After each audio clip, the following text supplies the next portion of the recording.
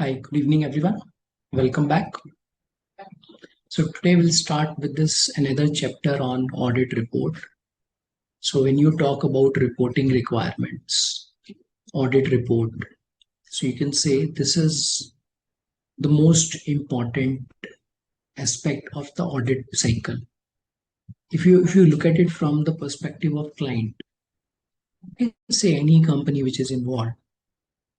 And if you look at it from the perspective of auditor, so we can say this is the only deliverable which the auditor is required to provide to the company. Yes or no? So that's why it's very important to understand that the outcome of the audit, which is required to be kind of presented in the form of this audit report, is something which is presented in a good manner, because eventually when you perform the audit, wherein a lot of efforts are involved. So if you talk about audit of companies, so the audit team may be spending days, weeks, months, at times. You see in some of the companies, the audit team is sitting throughout the year. Yes or no? Again, that depends on the complexity of the organization, okay, the timelines which are involved. So that's why after all of these efforts, it all comes down to one audit report. So that's why we can say that this is an extremely important requirement, right? Now, when we talk about audit requirement and in terms of the reporting which is required to be done, now therein we have, you can say, different requirements of the auditing standard. So if you look at some of these requirements like SA 700, it talks about the format of the audit report. SA 701, it talks about one section of the audit report, that is CAM.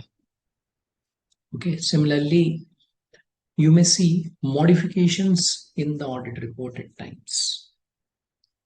So that is dealt by this SA 705. Okay, or you may have other specifications which could be in the form of EOM or other matter paragraph, right? So now, when you talk about audit report, so we can say audit report is actually not limited to one auditing standard. It basically covers various aspects of various auditing standards. Correct. Now comes the point that when you talk about an audit report, okay, so in terms of that audit report, what is the form of the deliverable? Means, what is the format, or do we have any format, prescribed format for the audit report, or is it something which will be given as per the requirements of the auditor? Means something which the auditor can just think through and accordingly put across towards the company. Now that is where the auditing standard provides a format. Yeah. So in terms of audit report, we see a fixed, or you can say a prescribed format is available. So you can just look at the screen. So over the screen, you can see various sections which are there in the audit report. Correct? So you have this title, addressee, auditor's opinion, basis for opinion. Then you have some specific requirements in relation to going concern, something that we discussed in the previous session. Okay. Then the discussion could be in respect of CAM, again, depending on the entity where it is applicable. Similarly, various other requirements are there when it comes to the audit, which is eventually then signed off. Okay, so now comes the point that when you talk about any audit report, and if you look at all of these sections, So what is it that an auditor is required to? Correct. So that's a thought. Okay, so that's what we need to look into. Now, for the purposes of our discussion, okay, in fact, for the major part of our discussion today, what we will do is, other than, of course, the discussion on various questions, we will try to look at the actual audit report. When I say actual audit report, so we'll pull out the audit report of some of the companies. We'll try to understand some of these sections as to how those have been put down in that audit. And what is the underlying concept around those sections? Why? Because that will also, first of all, give us a feeler as to how the audit report actually looks like. Plus, we'll also get a better understanding in respect of various sections as to what do they cover and how are those then presented in the form of an audit. Okay. But before we get on to that audit report, there are few sections of the audit report which need to be highlighted. Say, for example, going concern. So when you talk about going concern, basically we are talking about the section in the audit report referred to as MUGC. So in the last session, we had a lot of discussion on MUGC. Now, MUGC is one para which will be given in the audit report only if it applies. If you look at some of these sections like title, addressee, opinion, basis for opinion, other information. So this is something which you will find in every audit. Yes or no? Yeah. But there are few areas which you will not find in every audit report. Means it's not a kind of checklist which you give in the audit report and then you say it's yes or no. No. Okay. So that's how you need to consider some of the sections of the audit report, and going concern happens to be one. Similarly, CAM happens to be one. Why? Because for some of the companies, CAM is not applicable. Primarily, it's the listed companies where the CAM is applicable, okay, in terms of the audit report of those listed companies. Similarly, at times you see certain sections in the audit report as emphasis of matter, as other matter paragraph. Now, what are these? These are again very specific requirements which may or may not be there in the audit report. So that's why we should not assume that you will always have these sections. But of course, other than the one that we just talked about, you will always have those sections in the audit report. Right? Clear on this? All right. So now for the purposes of our discussion on the audit report, so what I'll do is I'll just take you to an audit report. Okay, so that's where we'll start. So let me just pull out this part of the audit report. Just give me a minute.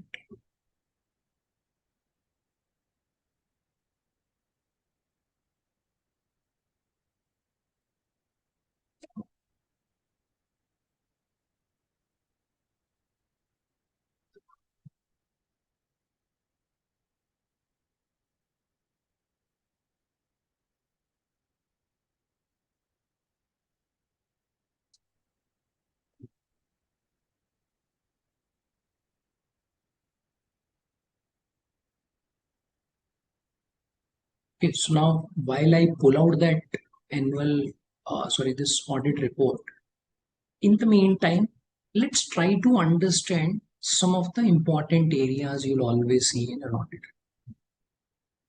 See, when it comes to an audit report, the most important part for any audit report happens to be what? Opinion.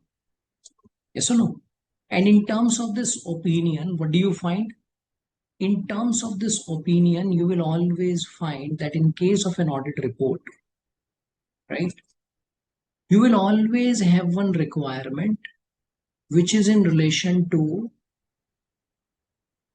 comment whether the company is, whether the financial statements of the company are free from any material misstatements or not.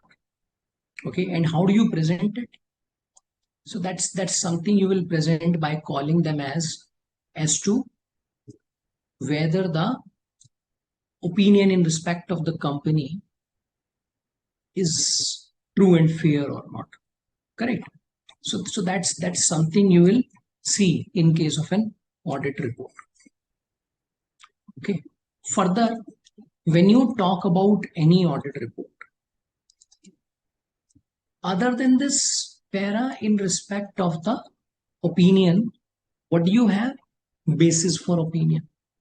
Now, all of these things we'll discuss in more detail, but for the time being, just to understand that these are the most important areas when it comes to the audit report. Correct. So now I'll share one actual audit report with you. So what I've done is I've pulled out this annual report of a company. We all understand that in the annual report of the company, you get to see the financial statements, and alongside the financial statements, you get to see the audit report. Correct. So there we go. Let's look at this annual report. Okay, and I'll just move on to audit report now. Right. So there we go. Okay.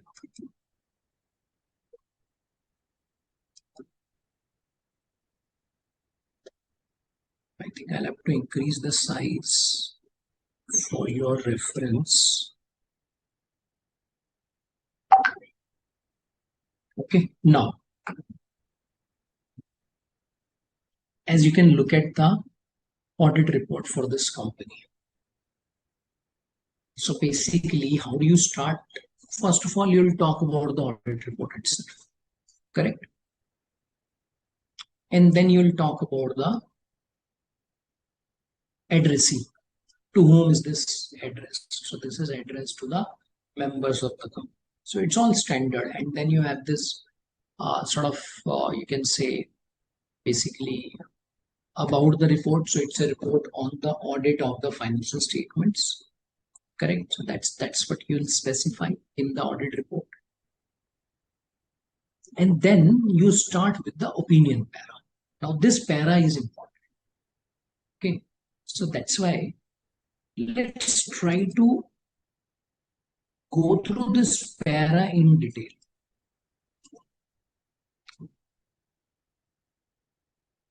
By opinion, the auditor is trying to convey whether the financial statements are free from material misstatements or not. Yeah, but there's a way the auditor will approach this. What is that?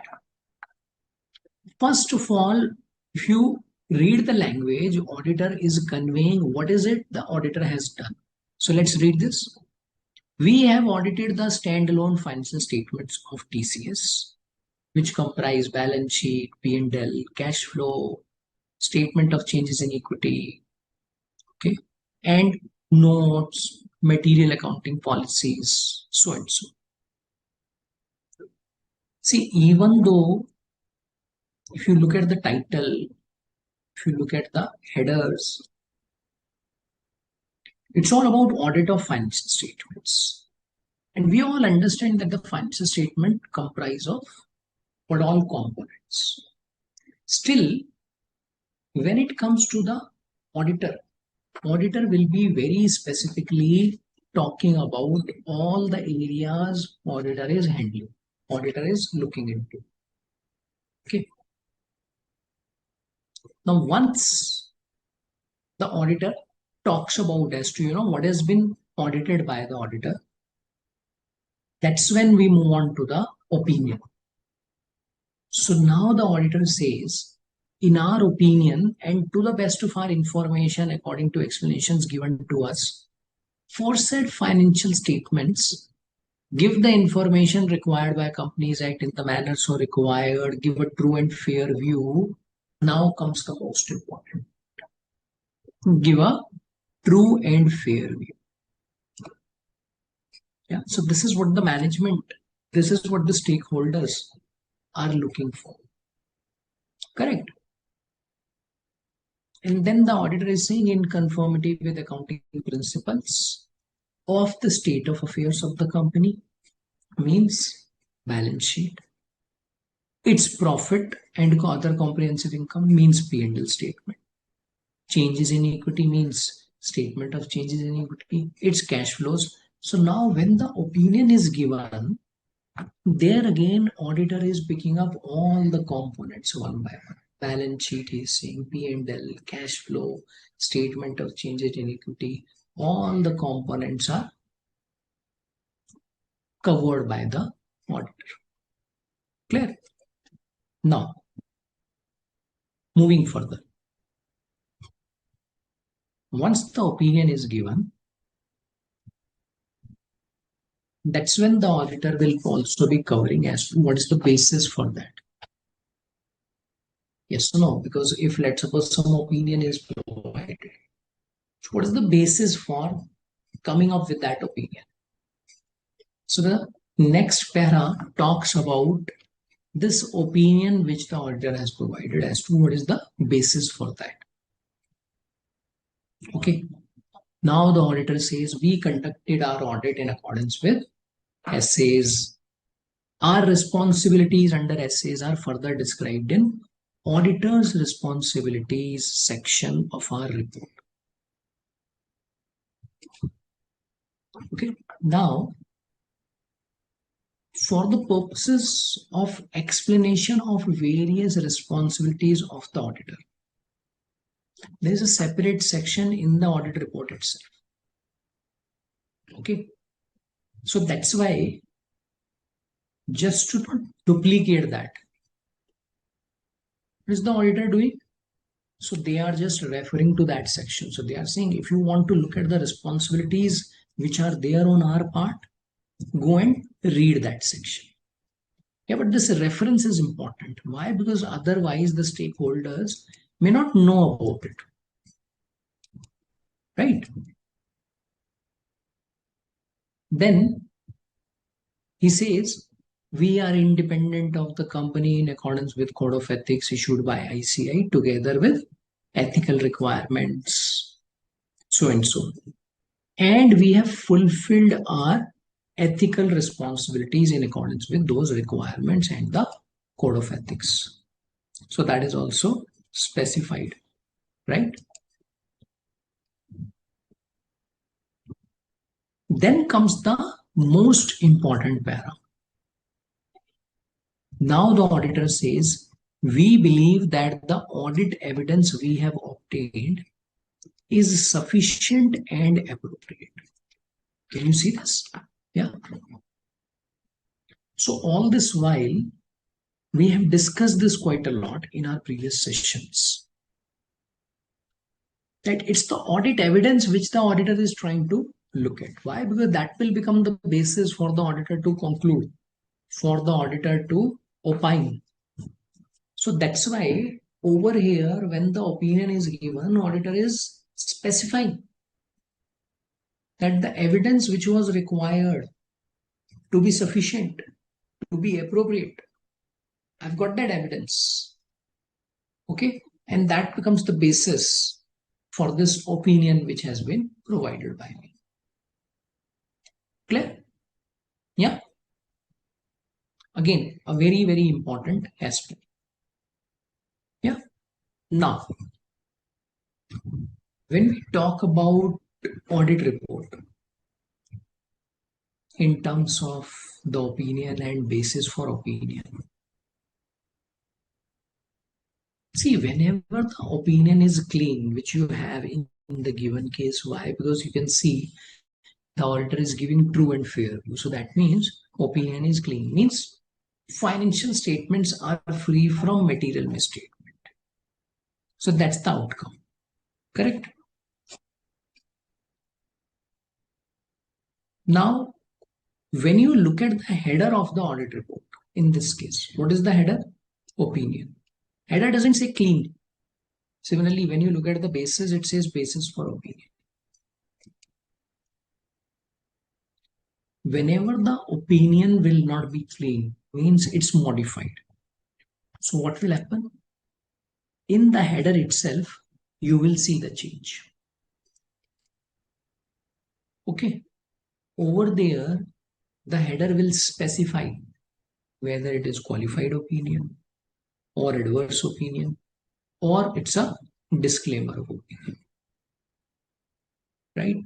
So that's why when you look at any audit report, just by looking at the header, you will get to know as to whether the report is clean or not, whether it's a unmodified opinion or a modified.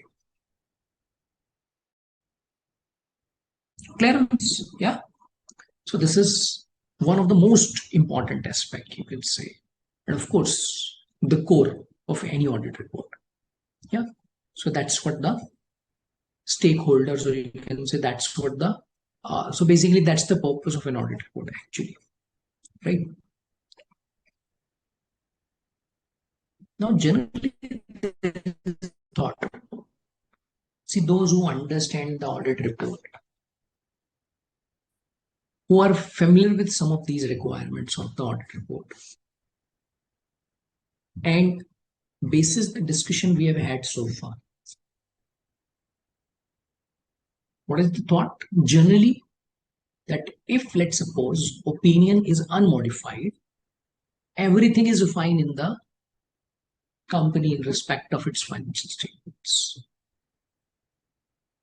but which may not be true. Okay, so that's what the stakeholders need to be aware of, and that's where the TCWG also needs to be aware of, that just by having the clean opinion doesn't mean that the company is is good in all respects, and we'll try to understand that. Okay, so as we move further, we'll understand that despite the opinion being clean, there may be certain aspects which may be not positive and which the auditor may be providing in the report itself. So how do the stakeholders look into it, right? So that becomes an important part when you look at any audit report. Okay. Now, this next section of the audit report, CAM. Yeah, so I'll come to this next session slightly later, right?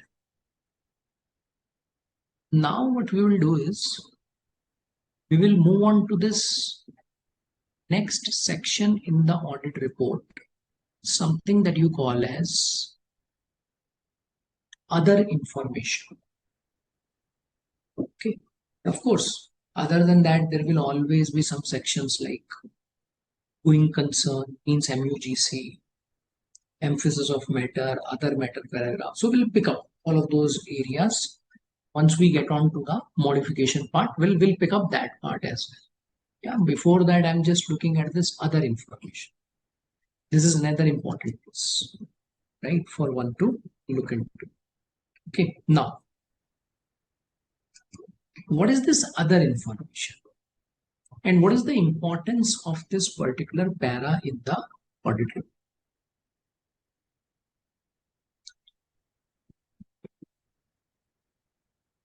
See, this document which is there in front of you, what do we call it as?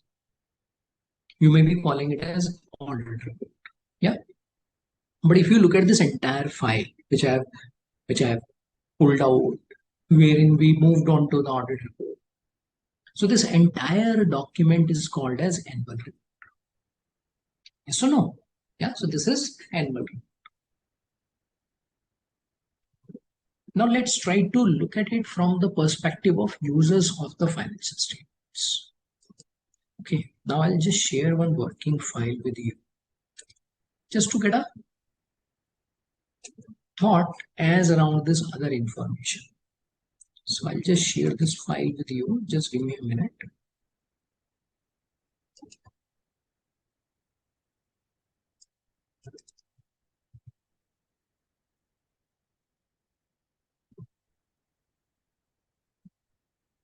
Okay, so there we go.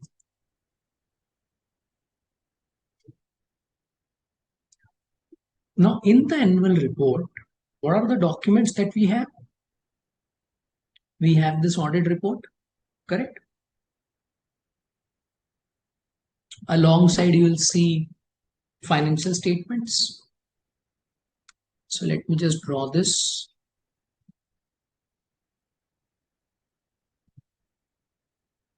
Let's assume this is the annual report.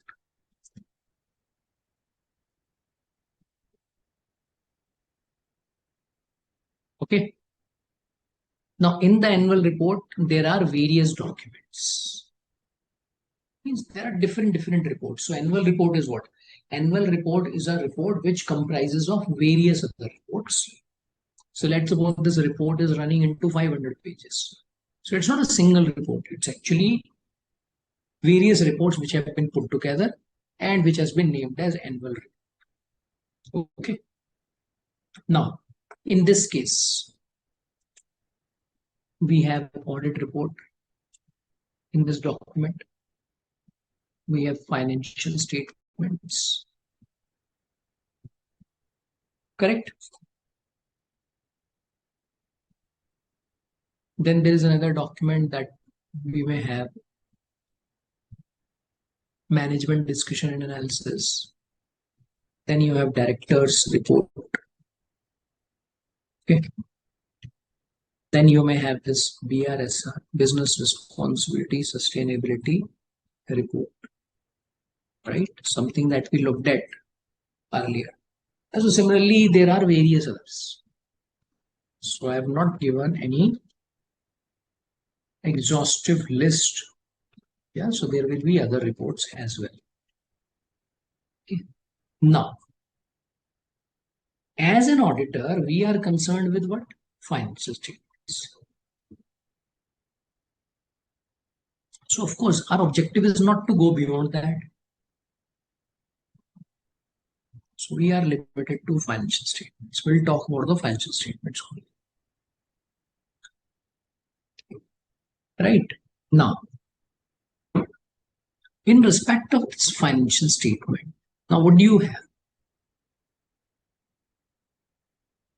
Let's suppose if you talk about the P&L. In the financial statements, company has reported a revenue of say 1500 crore, right? And let's suppose in this document MD&A,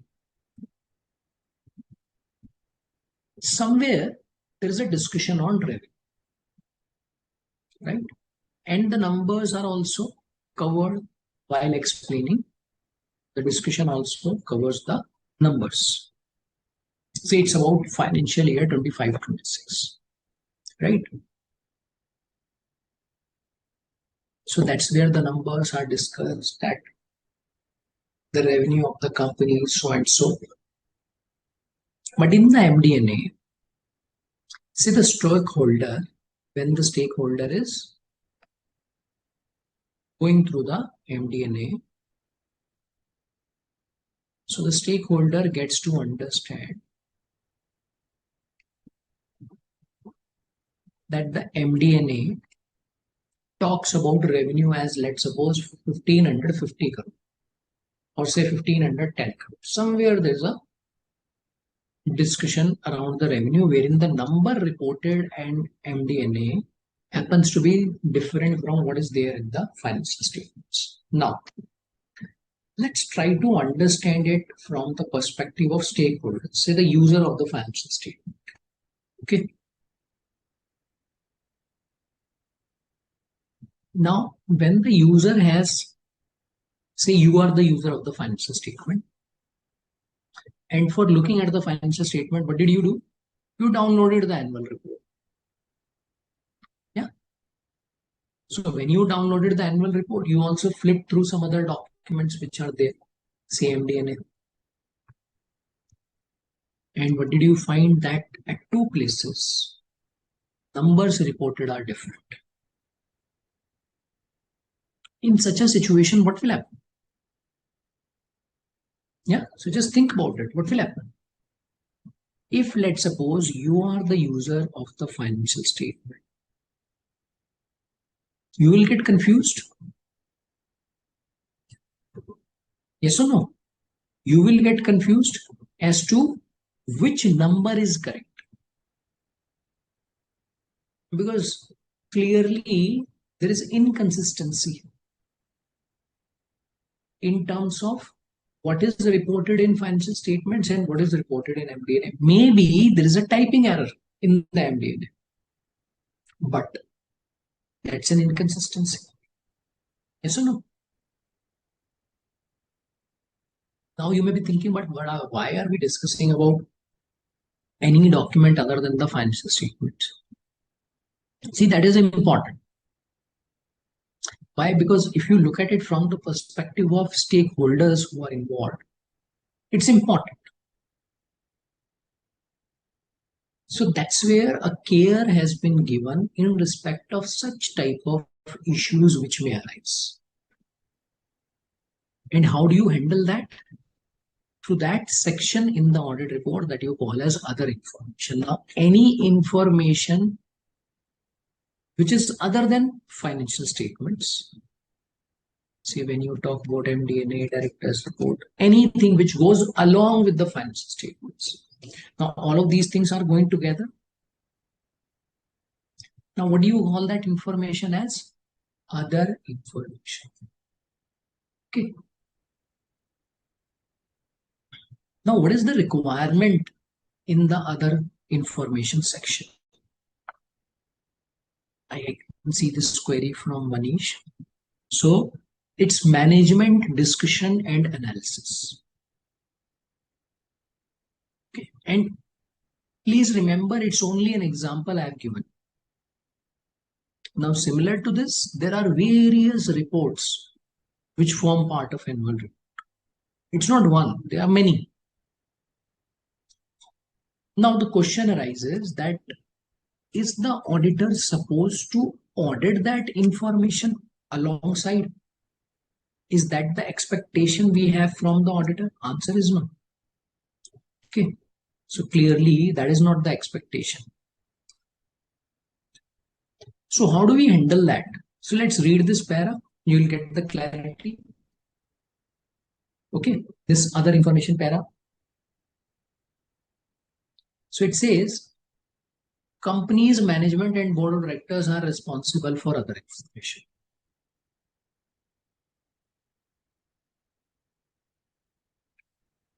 So they have set the context straight away that the user should immediately get to understand that when we are talking about other information, similar to the financial statements, okay, one must understand that who is the person who is responsible for this other information as well.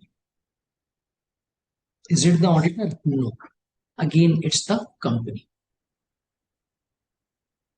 Now, other information comprises the information included in company's annual report, other than financial statements and the auditor's report. Okay. Auditor is saying that the company's annual report is expected to be made available to us after the date of auditors, okay, which is fine, right? So whether it is after or before, accordingly the reporting will change. But let's try to understand as to what is the expectation over here. Our opinion on the financial statements does not cover other information. So auditor has clarified that all these other information that you go through,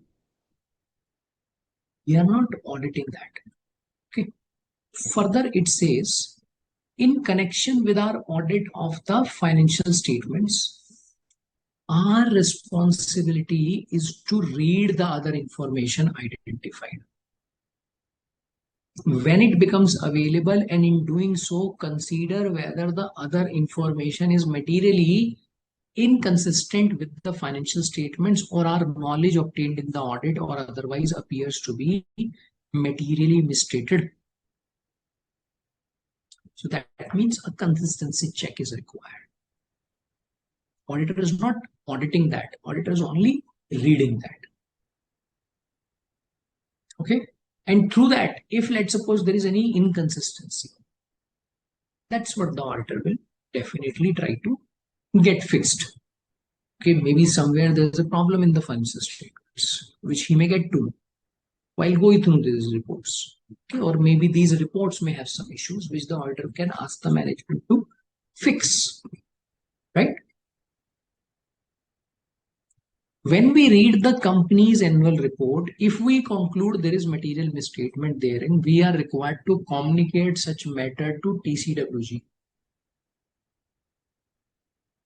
Right? Because if let's suppose there are inconsistencies, so it's a concern, and that's where the TCWG needs to be communicated about it. Right? So in this case, when you talk about other information, what is it the auditor is required to do? Consistency check, number one.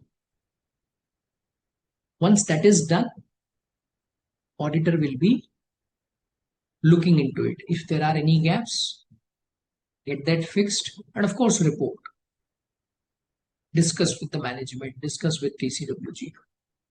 But if things are all right, then of course nothing is required to be done.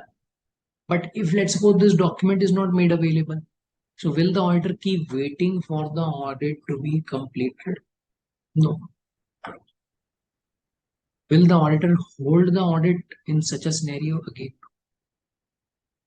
Okay, so that entire process will not stop. So that will continue the way it was going on. So that will not be impacted due to this. Right? So practically, what do you see? Practically, during the course of the audit, auditors generally go through a draft version of this. See, practically the final version is finalized once the audit is done. Yeah. But a draft can always be made available to the auditor. And in terms of the draft, even if that changes later on, that may have some language changes. We can say some of the changes could be there which are not really impacting the numbers. Right? Until unless there's a change in the numbers in the financial statements in line with that, which is fine, which is fair enough. Otherwise not. Okay. So that's what you also get to see practically. I'm just trying to give you the perspective as to, what is it that you practically get to see. Okay. Now, moving further. Now, once we are through, that's when auditor will talk about responsibilities. Now, this may appear to be quite, you can say, standardized at times, particularly in case of statutory audit report. Or you can say more of, repetitive information which is provided. But this is very, very important.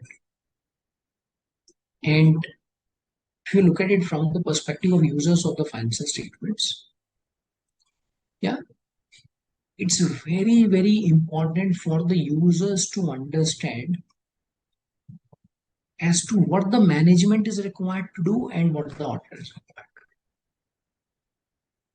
to do. Okay. Why? Because users should not think that the given set of financial statements they have is what the auditor has prepared. Say, for example, yeah, because there can always be a thought that is it a document of the auditor? right? So the answer is no. So how will the users get to know about it?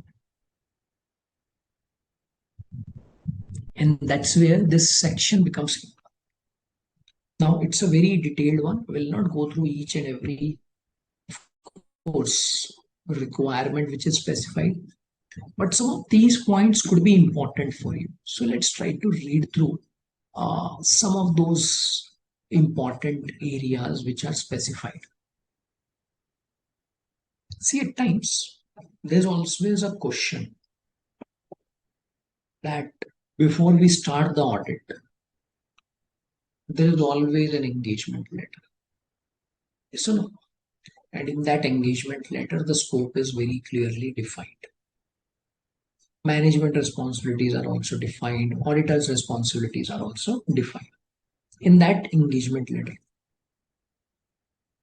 On the top of it, if you look at the statutory audit, okay, it's not a specialized audit anyways. If you talk about a statutory audit, it's quite standardized. Huh? The scope of statutory audit is sort of specified. It's predefined, the way it will be done. Who will do what? Means what is it? The management will do. What is it? The auditor will do. So then comes the question that if let's suppose it's all specified, it's all clearly agreed, discussed, and you all know about it as to know what is required to be done in that case. And it's also sort of agreed in the form of a written document, engagement letter. Then what do you do about it? And why is then required to be reported over here? See, it's important. Why? Because now when the user is looking at the audit report, user doesn't know about the engagement letter. User may not be knowing about the statutory audit scope, which could be standardized. Huh?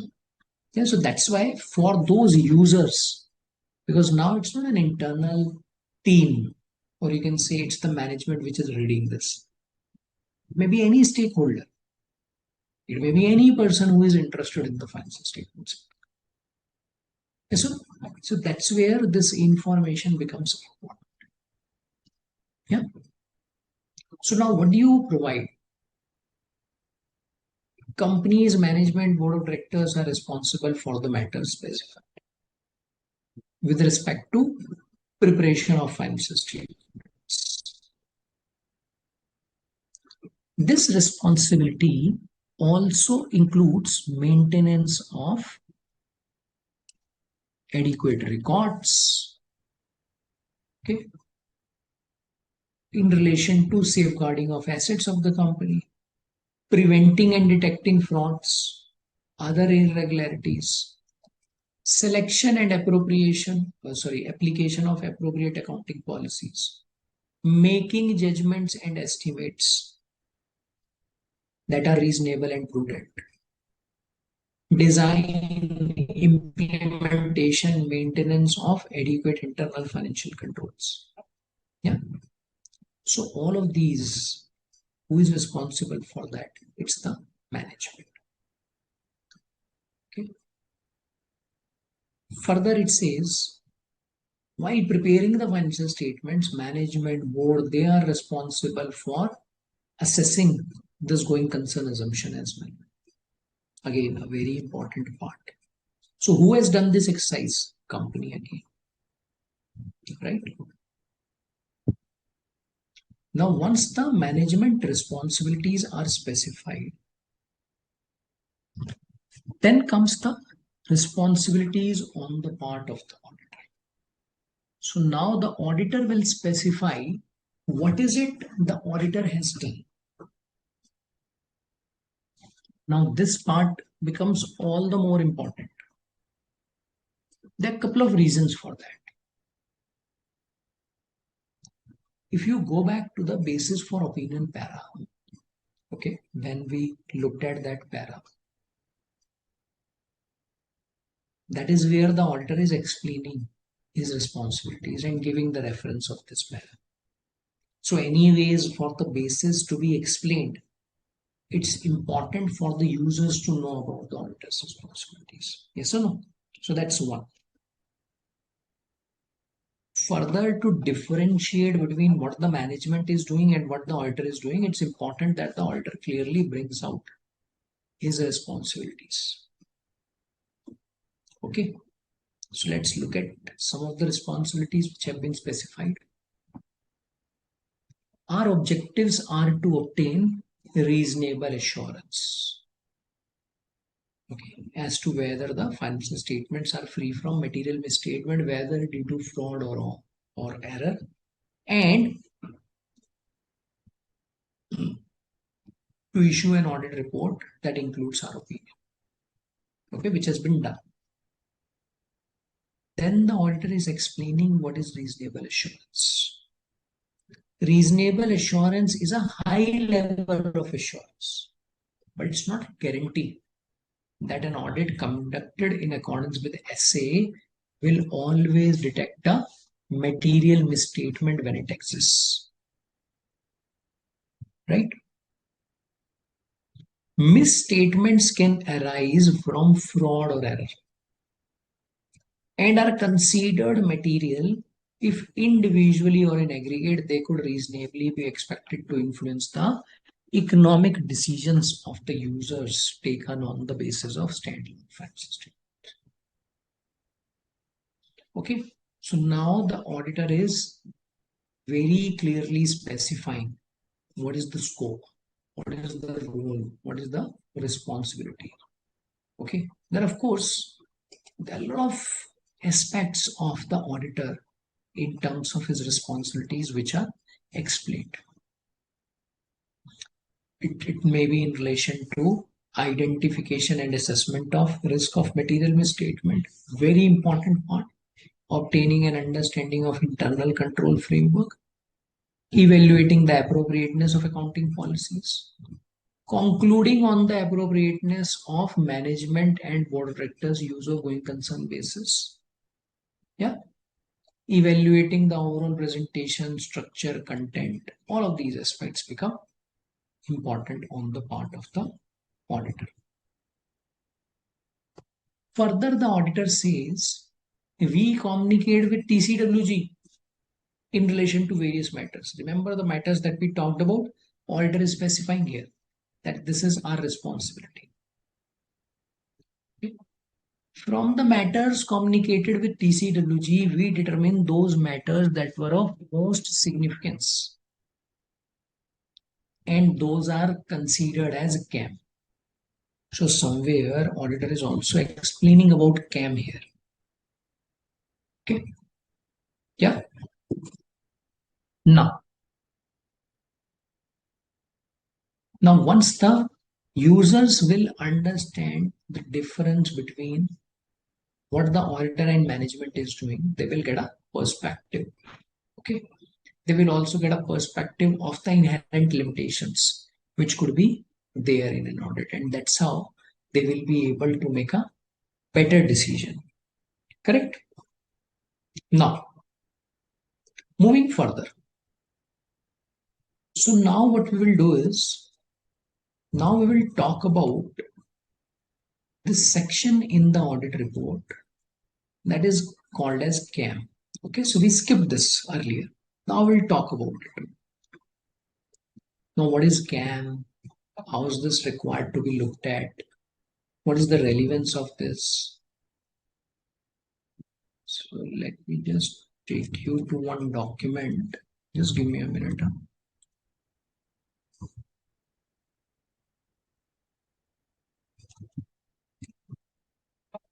So there we go. Right. So now,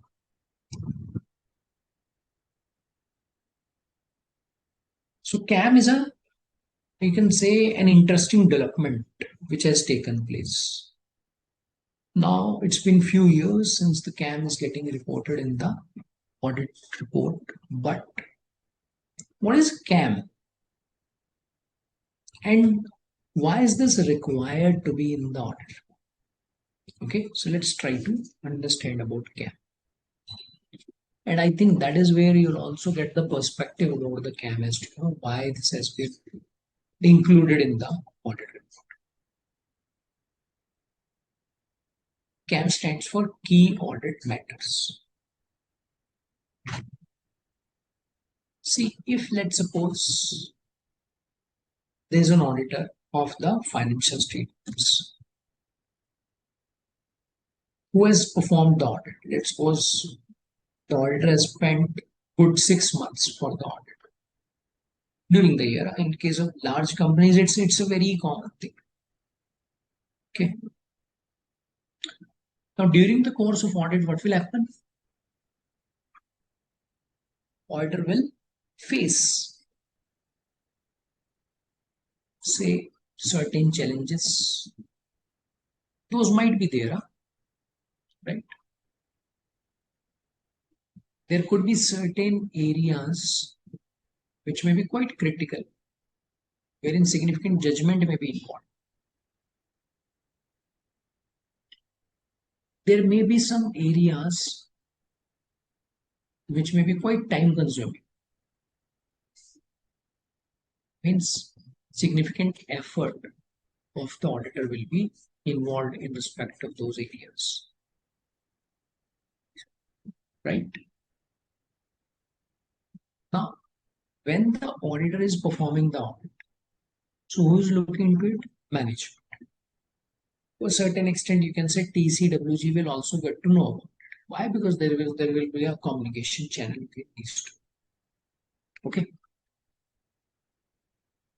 Then the auditor will issue the audit report. So if let's suppose we don't have CAM, so what will be there in the audit report? Opinion, basis for opinion, auditor's responsibility, management responsibility. Some of these sections will be there, correct? Which are quite standardized. So in terms of the language that you will see in all of those sections other than CAM, what do you find? They are quite standardized. So I'm not saying that they will always be talking about a clean opinion, but I'm saying whatever is reported, there's a standardized language for that. So that's how the auditor is communicating with the outside. So that makes this entire process very boring.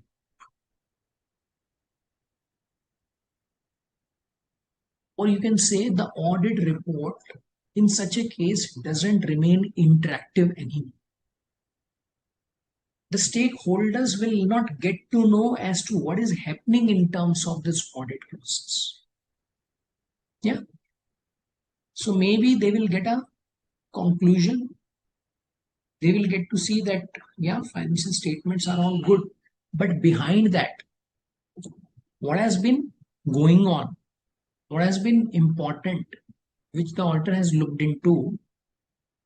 How do they get to know about it? Do they get to know about it? Answer is no. Okay.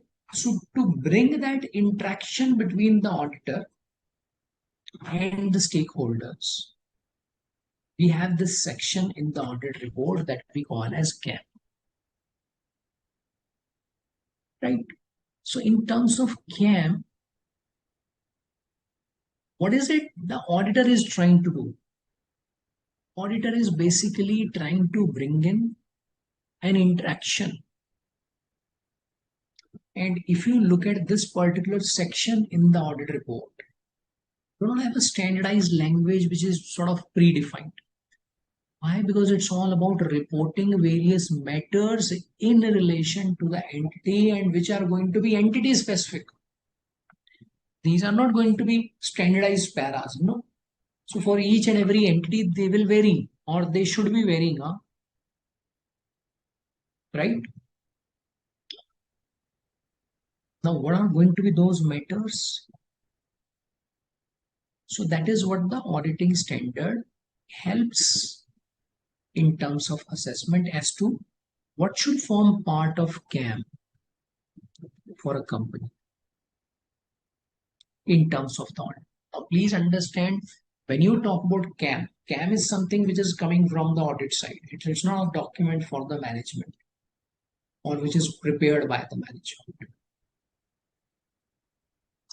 So the matters which are communicated to TCWG, they are supposedly important. In fact, quite important.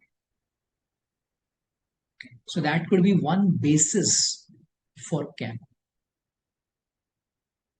Second, those matters which required significant auditor attention. See, during the year, inventory valuation was one area wherein significant efforts were involved. Valuation was all fine, but involvement of senior members of the audit team was quite significant. Significant efforts were involved on this particular area. So that's what the auditor is trying to convey to the stakeholders, that during the course of my audit, this was one area which was quite challenging, which involved significant efforts on my part. Okay. Third, matters that were most significant to the audit. Now again, depending on the criticality of various matters, one may look into it. Again, depending on the amount involved at times, or you can say in terms of qualitative aspects which could be there. Yeah. Now, what are those matters which you communicate to TCWG? Of course, these are the standardized requirements, but in terms of the matters, significant qualitative aspects of entities' accounting practices, significant difficulties encountered during the audit, significant matters, say observations, circumstances affecting the form and content of auditor's report, or any other significant matter. Okay, now what could be the areas which require significant auditor attention? See, those areas where the risk of material misstatement, which the auditor would have done at the planning stage, was quite high. Those areas which involved significant management judgment. If let's suppose there are some significant transactions or events. Okay. Now, some of the areas which are of most significance, there again, the matters which may involve professional judgment, right? Now, some of these aspects that we talked about will become the base for any matter to be considered as to whether that will be a CAM or not. Now, please understand, during the course of an audit, auditor will come across various matters. Let's suppose there are 50 matters. There are 50 areas which are important. So the objective is not to put down each and everything in the auditor. No.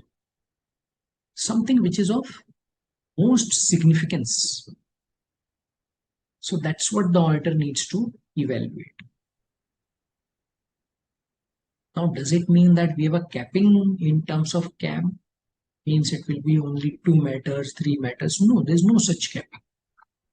But at the same time, auditor should not overburden the user with irrelevant information.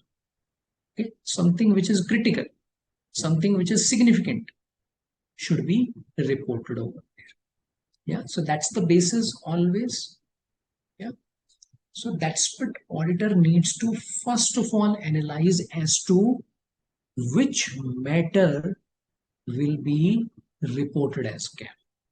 Okay, so now what will become CAM?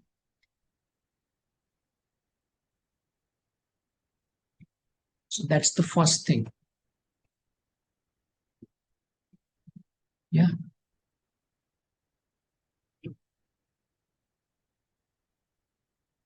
Now let's suppose auditor has identified three matters.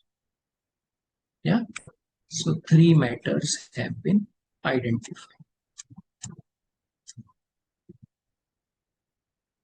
Now, how will the auditor report that? So that is where you can say there is a layout. Again, there is no standardized language, but some requirements are there for the CAM to. So the standard says auditor should explain why these matters have been considered as CAM. Okay, why those have been considered as CAM. Fine, means they need to explain that so that the users can understand as to the criticality of those matters. Correct? Now, if let's suppose these are CAM, so clearly they are very, very important. Now, please also understand the fact, and there's generally a confusion. CAM is not a modification, number one. And when you talk about CAM, basically you are not talking about any negative or adverse reporting in the audit. No. By CAM, auditor is only talking about certain matters which were significant and which have been sort of handled by the auditor, outcome of which is not necessarily resulting into a modification. That may lead to a modification as well, but that will be reported as a modification then. Okay, but by looking at the CAM, one should not be thinking as if it's a negative reporting. So that's generally the mindset which you get to see in respect of company as well as the stakeholders at times, which is not true. Okay, that's not the intent of the standard. Yeah. Now, say in respect of three matters which the auditor has explained, and because these are quite important, these are quite significant. So what will happen? Auditor will also be required to explain how the auditor has handled them. Yes or no? To say it's not a modification, it's not a negative reporting, what will the auditor do? Auditor will perform procedures. So the auditor will have to explain in the audit report itself what all procedures have been performed. Right? What all procedures auditor has performed to handle such a critical matter. Okay. And then, of course, there has to be a disclosure in respect of its reference. See, CAM is all about anything which is there in the financial statements, right? So that's why there has to be a reference of that particular area in the CAM section itself. Basis which, if let's suppose user wants to go look at that particular area, look at that particular item in the financial statements, it becomes easier for them. Understood? It becomes easier for them, right? So this is what we are required to report in terms of CAM. So why the matter was considered to be one of the most significant item? Provide insights about factors that led the auditor to conclude matter as CAM. Highlight aspects specific to the entity. Now it is very, very important. The CAM is entity specific. At times you see a generic language. That's not appropriate. Why? Because over here, the auditor is specifically talking about a company, which cannot be generalized. Okay, otherwise that defeats the very purpose of CAM, isn't it? Yeah. How is this handled? Means what all procedures auditor has performed. Now that could be in respect of inquiry procedures, control testing, substantive testing, analytical procedures. All of those things auditor will have to explain here. Now, talking about this CAM, so now what we will do is will go read CAM in the audit report itself. Okay. So let's read this. Now, how is this drafted? So let's try to understand this. CAM are those matters that, in our professional judgment, were of most significance in our audit of the current period. It's all in relation to the current year. These matters were addressed in the context of our audit of financial statements and in forming our opinion thereon, and we do not provide separate opinion on these matters. Now, this is important. See, one should not think as if auditor is providing a separate opinion in respect of these areas. So that's what the auditor has clarified over here. That the user should not think that when they are looking at CAM, okay, so the CAM is basically one of the areas over which they are providing a separate opinion. No, the opinion is on the financial statements as a whole, right? Now comes those three requirements. How this has become CAM, sorry, why it has become a CAM, how this has been looked at, and of course the reference. Now reference is something that you can see to begin with. Okay, now what is CAM? What is the matter over here? Revenue recognition. Fixed price contracts where revenue is recognized using percentage completion method. Okay, so that's the matter which the company has reported as CAM. So the company is giving the reference of note 4A10. So if the user can go to that note, they will get to understand about these items in the financial statements. Okay. Next. Now the auditor will explain why it has become a CAM. Let's read this. Company inter alia engages in fixed price contracts wherein revenue is recognized using percentage completion as per the input method based on company's estimate of contract costs. We identified this as CAM. Okay. Since there is an inherent risk and presumed fraud risk around the accuracy and existence of revenues recognized in relation to this.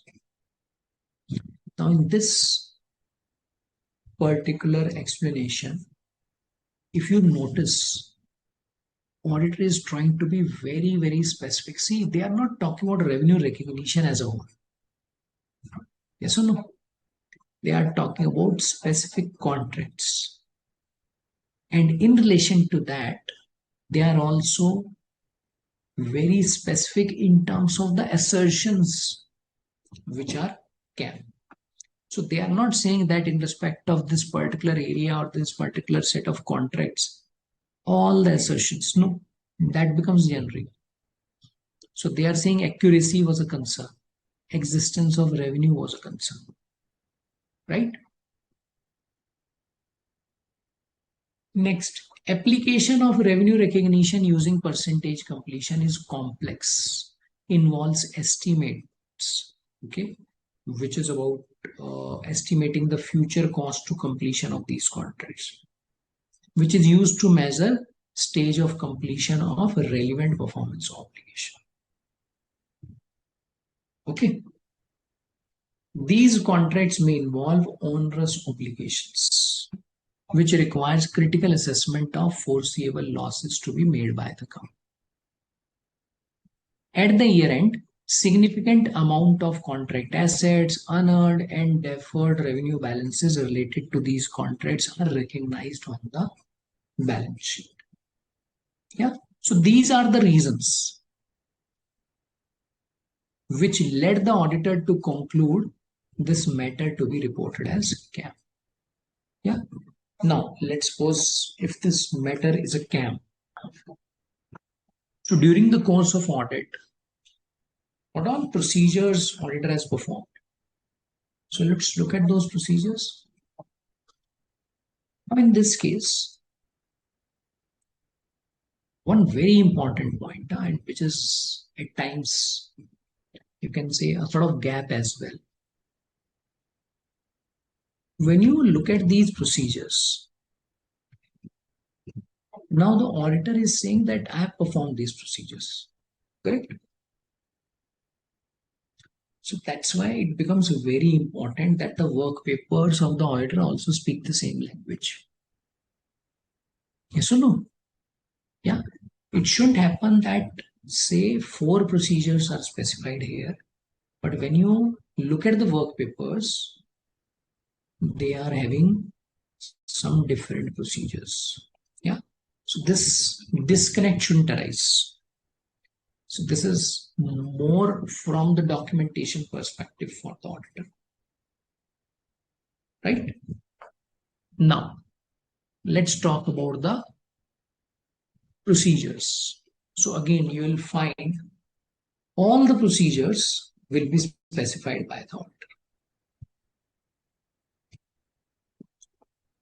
So it says, obtained an understanding of the systems, processes, controls implemented.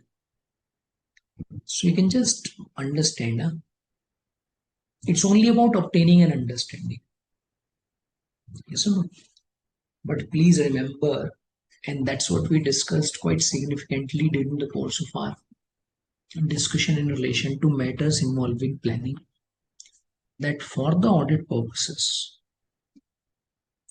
obtaining an understanding is the first and foremost and the most important requirement.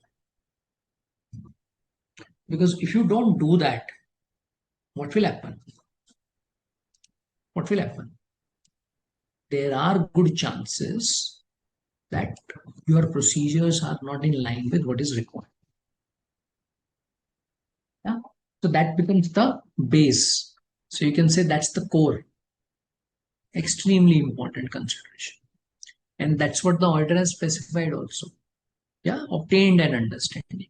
So is that an audit procedure? Yes. Then involved are IT specialists as required and assess the IT environment in which the business systems operate. Evaluated the design and implementation.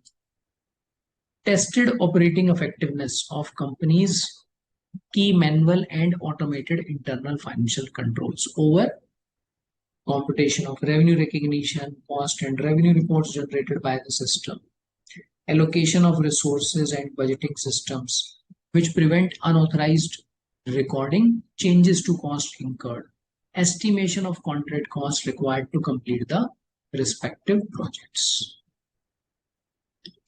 Okay.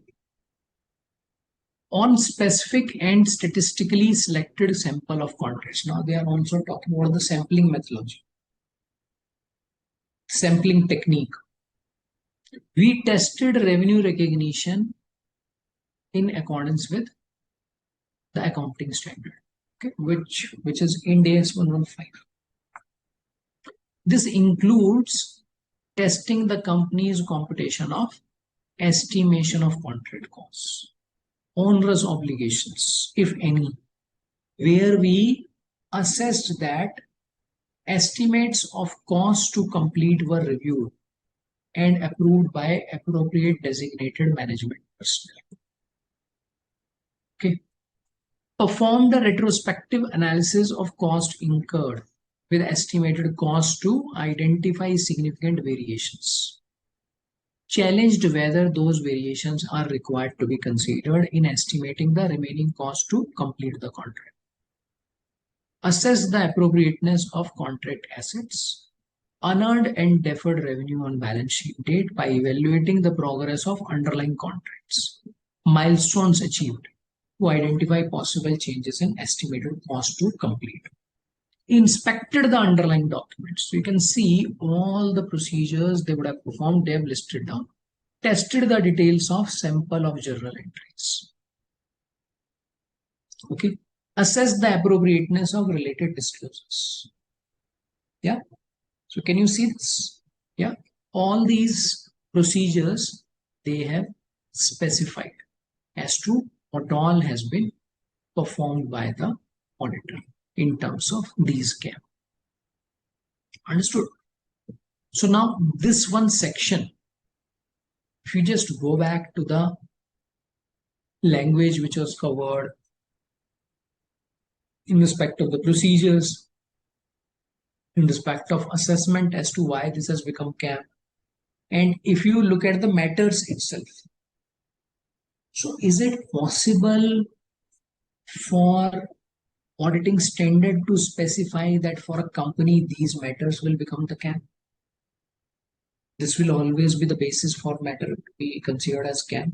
Of course, the guidance is given, but in terms of the layout, say for example, when you talk about opinion para, so therein you see the standardized language. But for CAM, why they have become CAM, what all procedures, this is all what? This is all entity specific. Yes or no? So that's why you can say this one section in the audit report stands out. Why? Because there's not standardized. There's always specific to the entity. And that is extremely important for the users because that's how they will get into, they will get the insights about the audit which is performed. Clear? Yeah. Now, we talked about CAM. Now what we will do is, now we will go back to the opinion. Okay, why? Because when you talk about the opinion, so opinion is something we understand is a very important area in the audit report. But in relation to that opinion, some of the connecting matters are also required to be looked at. So let's look at that part.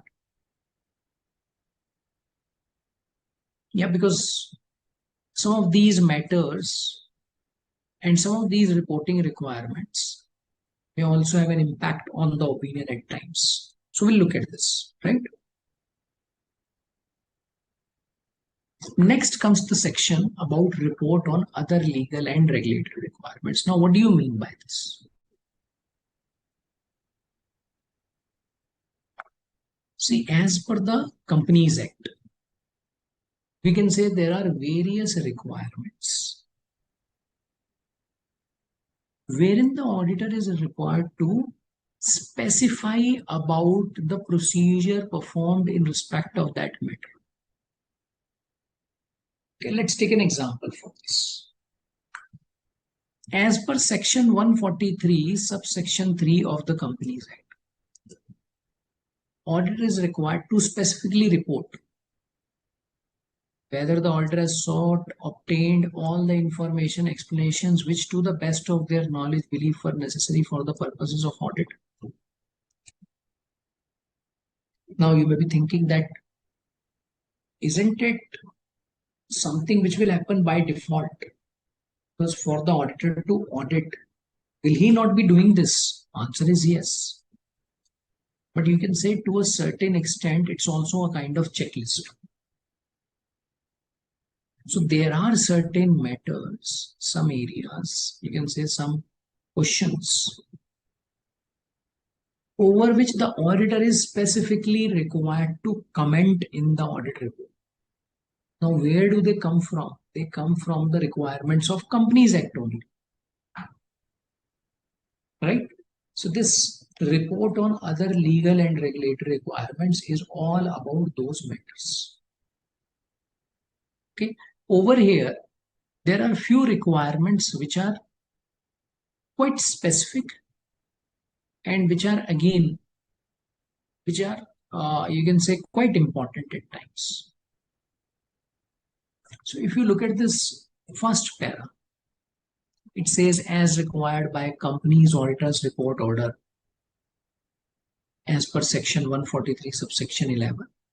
We given annexure A a statement on matters specified in para 3 and 4.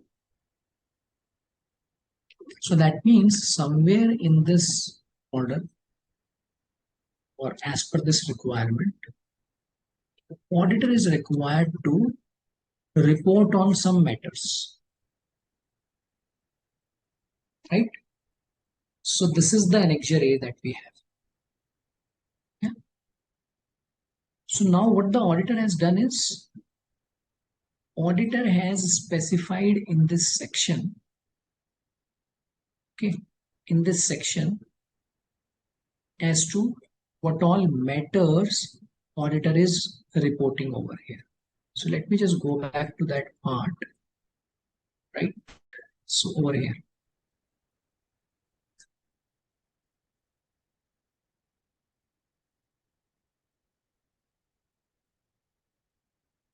correct. So there we are.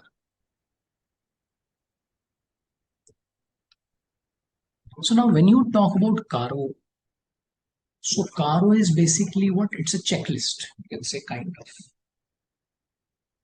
It covers various matters which the auditor is required to look into. Okay. And for each matter, auditor is also required to specifically comment in the audit report. So there are two ways to go about it. Either you include all those matters over here, so then this report may become quite bulky, and this will be more of a hodgepodge, which will happen in the audit. So that's why auditor is giving a separate annexure to this. Yeah. But while giving this annexure, this referencing is very, very important, so that the user can look into this annexure and some of these details. Yeah. So if you look at this annexure A, so this is all about matters related to CARO. CARO is something that you are familiar with, right? And while you go through this annexure, so it also refers to the main audit report. So you can say now the report that we were looking at to begin with is something that is called as main audit report. And then you have these annexures. CARO is one annexure. So this is also part of the main audit report, but this comes out as a separate annexure. Correct? Now, in relation to CARO, there are various matters. Say the company has maintained proper records for PP, quantitative details, situation, right? Intangible assets. Company has a regular program of physical verification of PP. Okay. Title deeds of immovable properties disclosed in the financial statements are held in the name of the company, right? Then inventory has been physically verified by management during the year.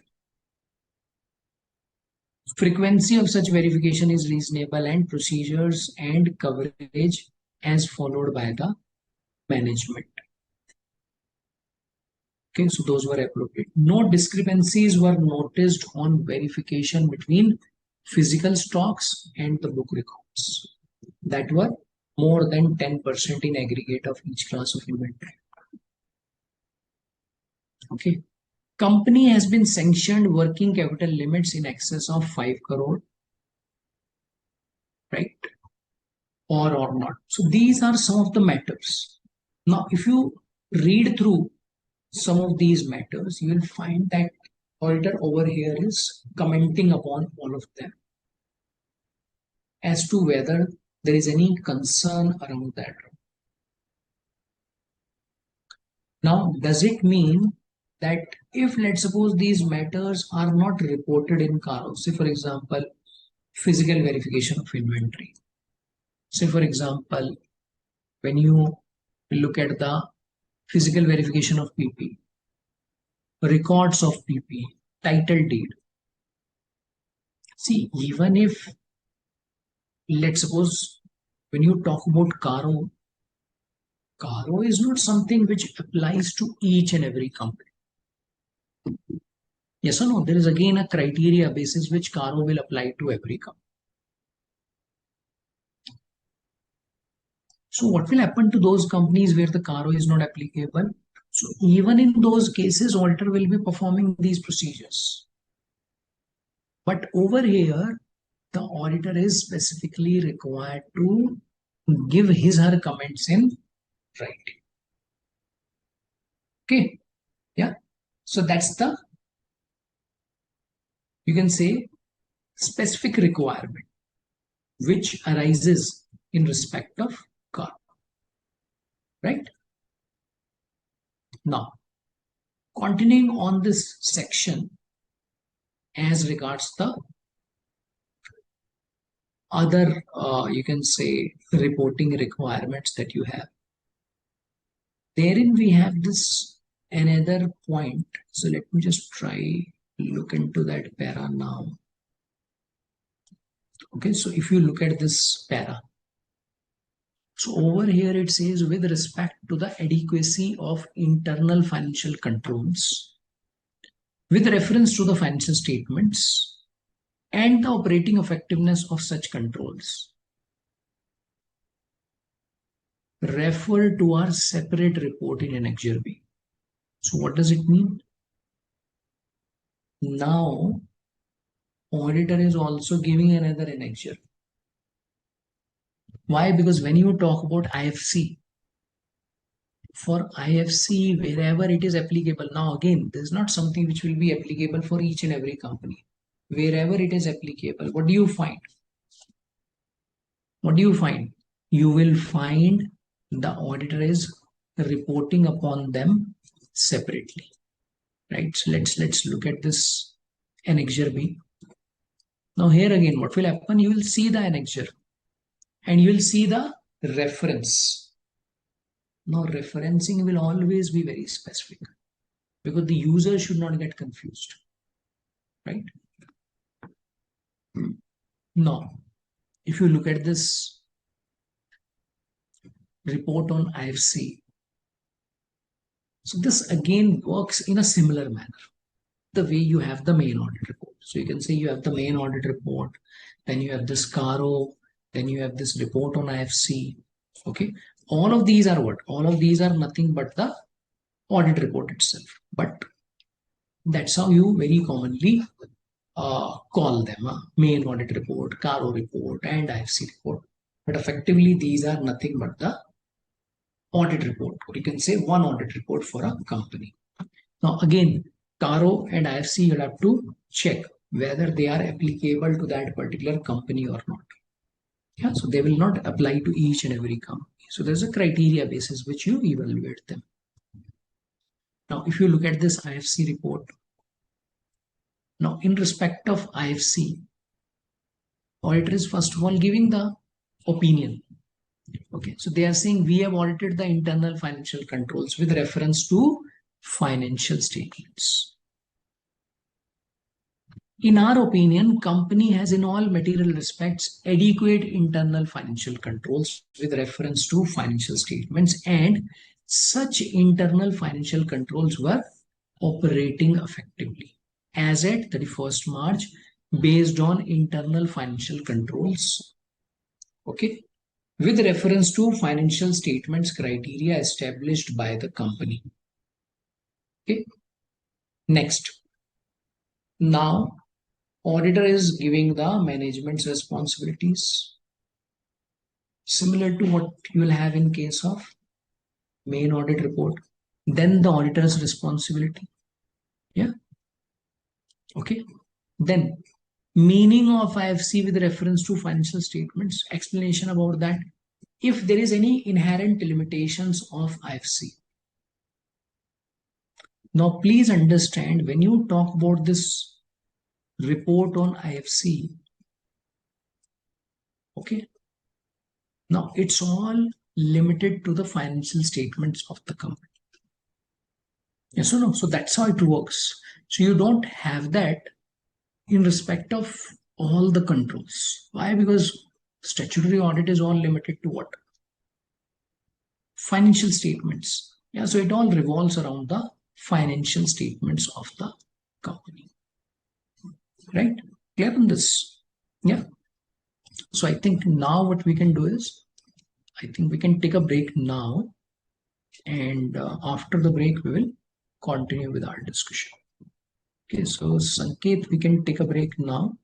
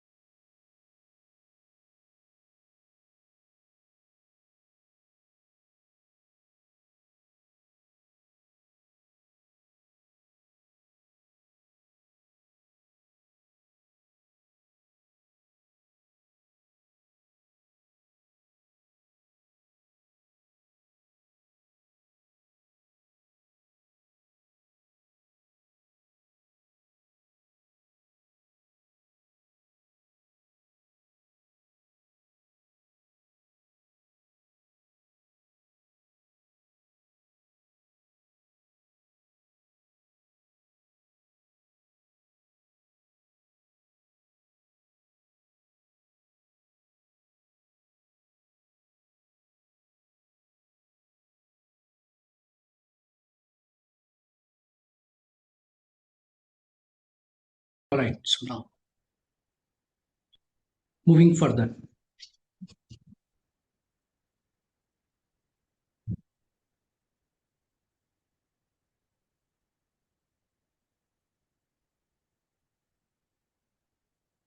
Now we'll move on to the, you can say, modifications. Again, one of the most important areas when it comes to the audit report. Now, what do you mean by a modification? See, for an auditor, what is the objective? That the financial statement should be free from material misstatement. So that's what the auditor is trying to look into. Correct? So if at all there is a misstatement in the financial statements, right, which is material. Now, what do you mean by misstatement? It could be any sort of error, which could be due to fraud as well. Okay. But the main point is such an error should be material. Now, what is material is judgmental, and that will always be specific to the entity, and that's something which the auditor will plan. Okay, at the planning stage, auditor will assess as to what is going to be the materiality in relation to that particular set of financial statements. Yeah, so accordingly, the auditor will approach the audit. Yeah, accordingly, actually, the procedures are also performed. And accordingly, the conclusions will also be drawn, and accordingly, the opinion will also be given. Yeah. So that's where this modification comes into the picture. So if there is any material misstatement, right? Say there is a material misstatement.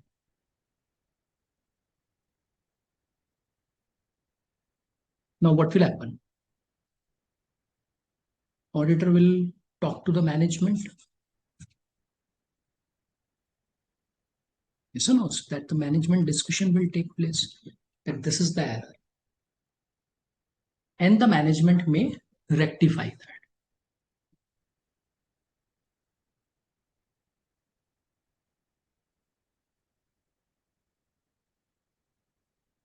This is also very commonly referred to as audit adjustment entries. Means those entries which are passed in the books of accounts in relation to the financial statements after the audit is done or during the course of audit. But now, because these are rectified, so the objective is achieved. Yeah, so the objective of the auditor is not to report the errors. Objective is to report if they continue to remain in the financial statements. Right? So now, do we have any material misstatement in the financial statements? Answer is no. It's not there. Right? It's not there. But there could be another sort of situation. Let's suppose there's a material misstatement, but the management doesn't rectify that. Why? They may not agree.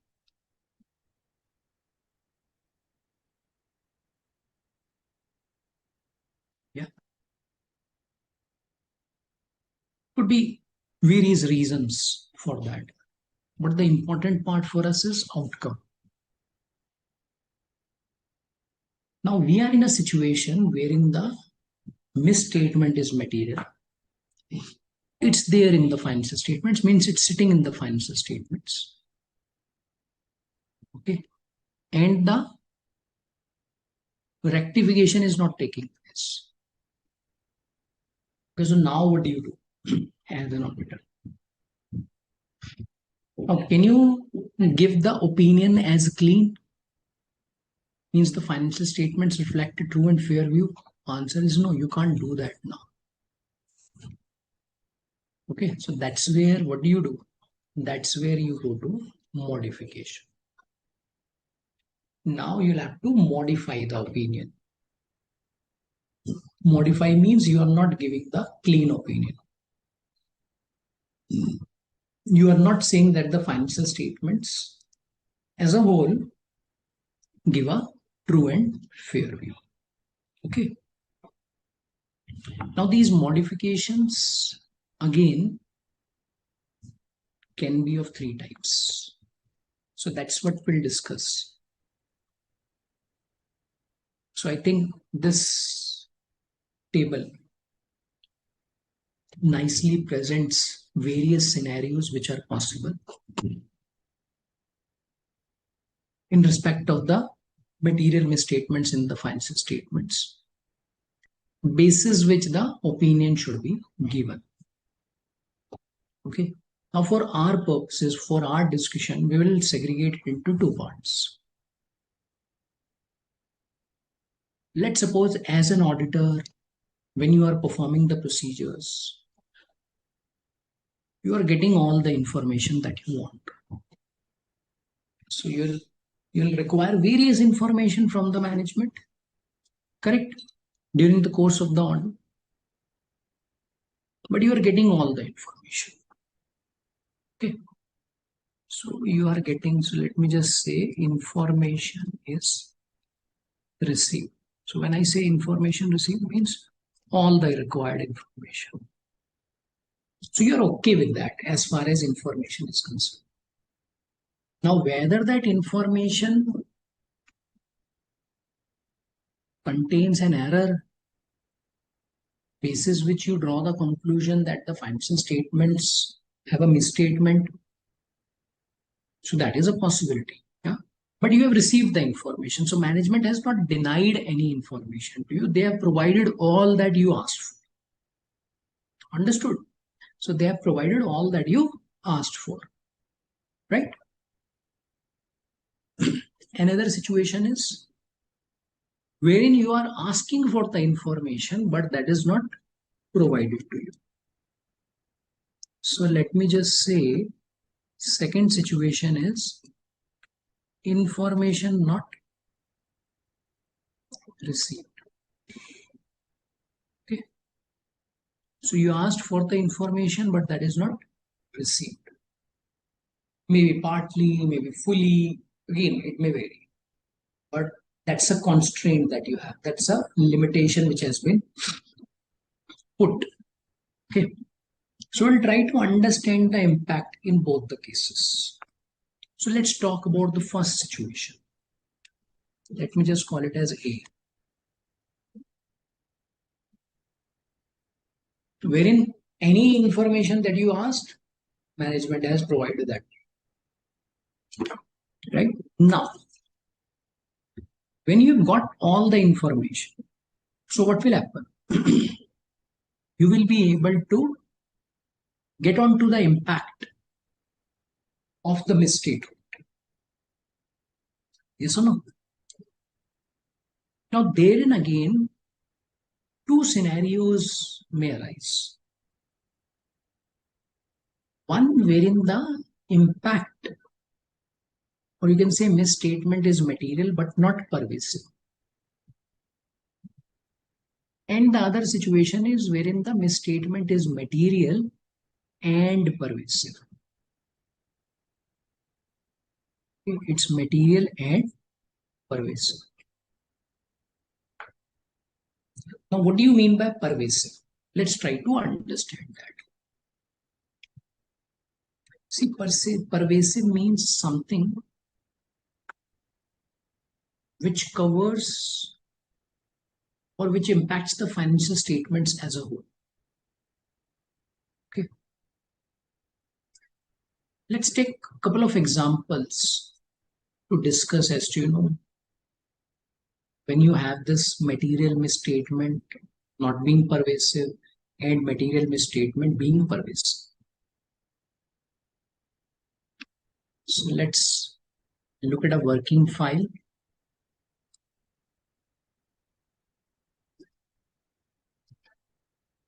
Okay.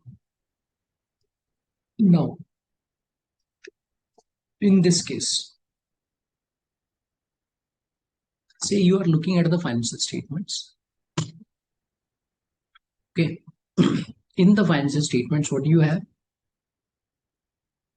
You have trade receivables amounting to rupees 50 crore. Okay, on which some provision should have been made, amounting to rupees 5 crore. Now, this is your concern area. Why? Because the management has not made this provision. So you are asking it should be there, but the management is not doing this. Over here, the materiality threshold which you are having is what? Say your materiality is rupees 4 crore. So it's crossing the materiality threshold that you have. Okay, so now what will happen? Now in this situation, if you look at the financial statements, so the financial statement comprise of a lot of other information. There is PPE, there are other financial assets, there are various liabilities, there's P&L. Okay, then you have this cash flow, various disclosures. Now, just because there is one error, does it mean that the entire set of financial statement is wrong? Answer is no. Yes or no? So that's why in this situation, what do you conclude? So you'll say that, see, the financial statements are problematic. No doubt. Why? Because this provision has not been made. So if you fix this, otherwise they are fine. So if you look at the other areas, they are fine. They are good too. Except for this one error, which is quite critical, which is material. Correct? So that's the way you go about it. Now this is something which you call as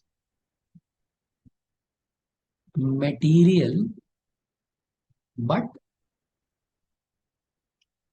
not pervasive. Okay. So this is what you call as material, but not pervasive.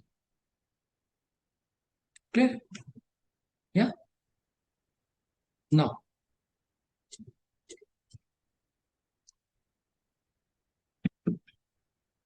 let's look at another situation. Okay. Now, what is the other situation you may have? Now, the other situation could be wherein the impact is material as well as pervasive. So that's the other situation you may have. Now, let's suppose you are looking at a financial statements of a company. In the financial statements, what do you find? Total assets are 100 crore. PP is what? 70 crore. In this area, PP is materially misstated. Okay, this is materially misstated. Now let's try to understand the impact of this particular item. See, even though it's a single area, single item, but its impact is huge.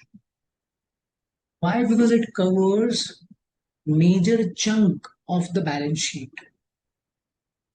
Yes or no? It's something which impacts a greater part of the financial statements.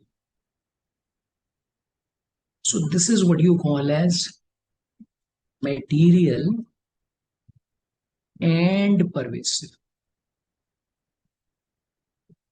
So now you are saying my impact is not limited to one area. It's effectively flowing to the financial statements. Now it could be in the form of one area like this, or maybe you have multiple errors which are impacting various line items. Yeah, so you may have different situations. Now, if you compare these two, this situation wherein the impact is material but not pervasive, you can say, as compared to this other situation appears to be more severe. Yes or no? Yeah, so this appears to be more severe. So that's how you will also want this situation or this change to be reflected in your audit report. So that's why what do you do? In case the misstatement is material but not pervasive, you will give qualified opinion. But if the severity increases, then you will not give qualified. You will give adverse opinion. Okay, then you will move on to adverse opinion. Yeah, clear? Now, over here, we talked about first situation. Now, that is important, huh? That we only talked about the first situation wherein the information auditor asked for was provided. Okay, and there's no information constraint, right? Now we will talk about a situation wherein the information auditor is asking, say, is not available with the company, means they are unable to provide, or say they are not providing for any reason. Yeah. And in the absence of such information, any alternate procedure is not available, right? So if let's suppose the auditor thinks that, okay, this information is not available, so can I perform and look into this area through some alternate procedures? So that is also not possible. Okay, so the auditor is not able to do that. So now, what is the situation auditor is into? So we can say auditor is now kind of stuck. Yes or no? Why? Because if the information is not received, will the auditor be able to get onto the impact? Answer is no. So now the auditor will have to assess possible effect, because the exact impact is not known. How will that be known without the information? So the auditor will now be only able to look at possible effect due to this. Okay. So that's one change which is going to arise. And in respect of this possible effect, once again, auditor may have two situations. First one is this possible effect is material but not pervasive. And the second one is possible effect is material as well as pervasive.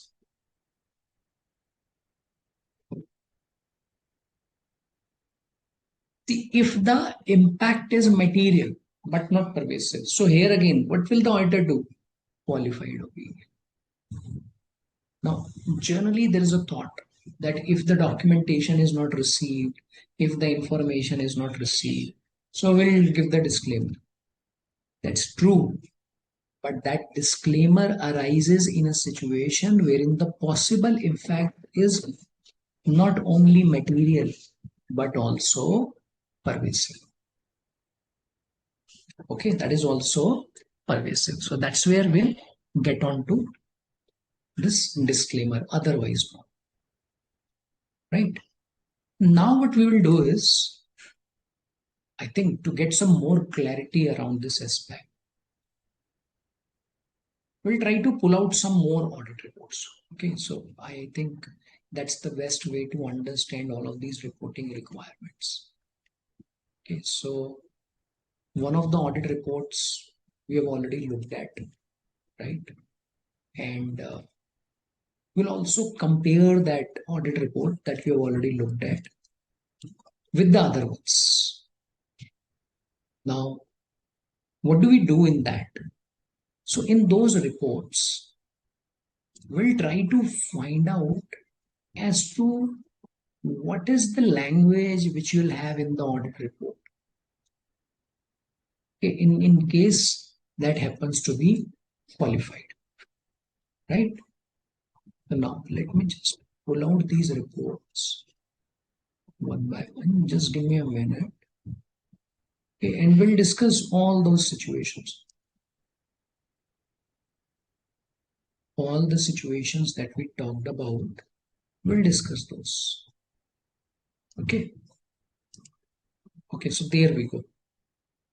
So now what I'll do is I'll just share all the reports with you one by one, and we'll move from clean opinion to modified opinion, qualified, adverse, disclaimer. So that's how we'll move. Okay. And that's where we will try to understand as to how the language changes in the audit report.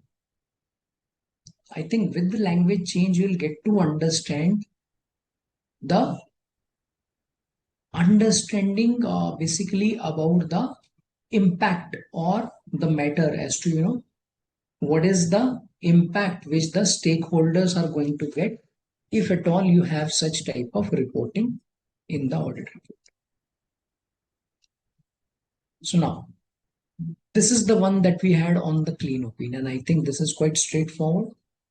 Okay, so if you have the clean opinion, so auditor is starting with this para. So let me just go back to the main audit report. Just a minute. I'll just go back to the main audit report. Okay.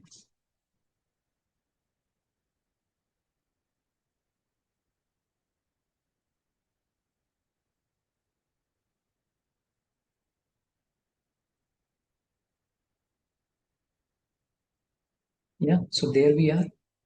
So this is the main audit report, correct? Now in the main audit report, if you remember, we had these paras.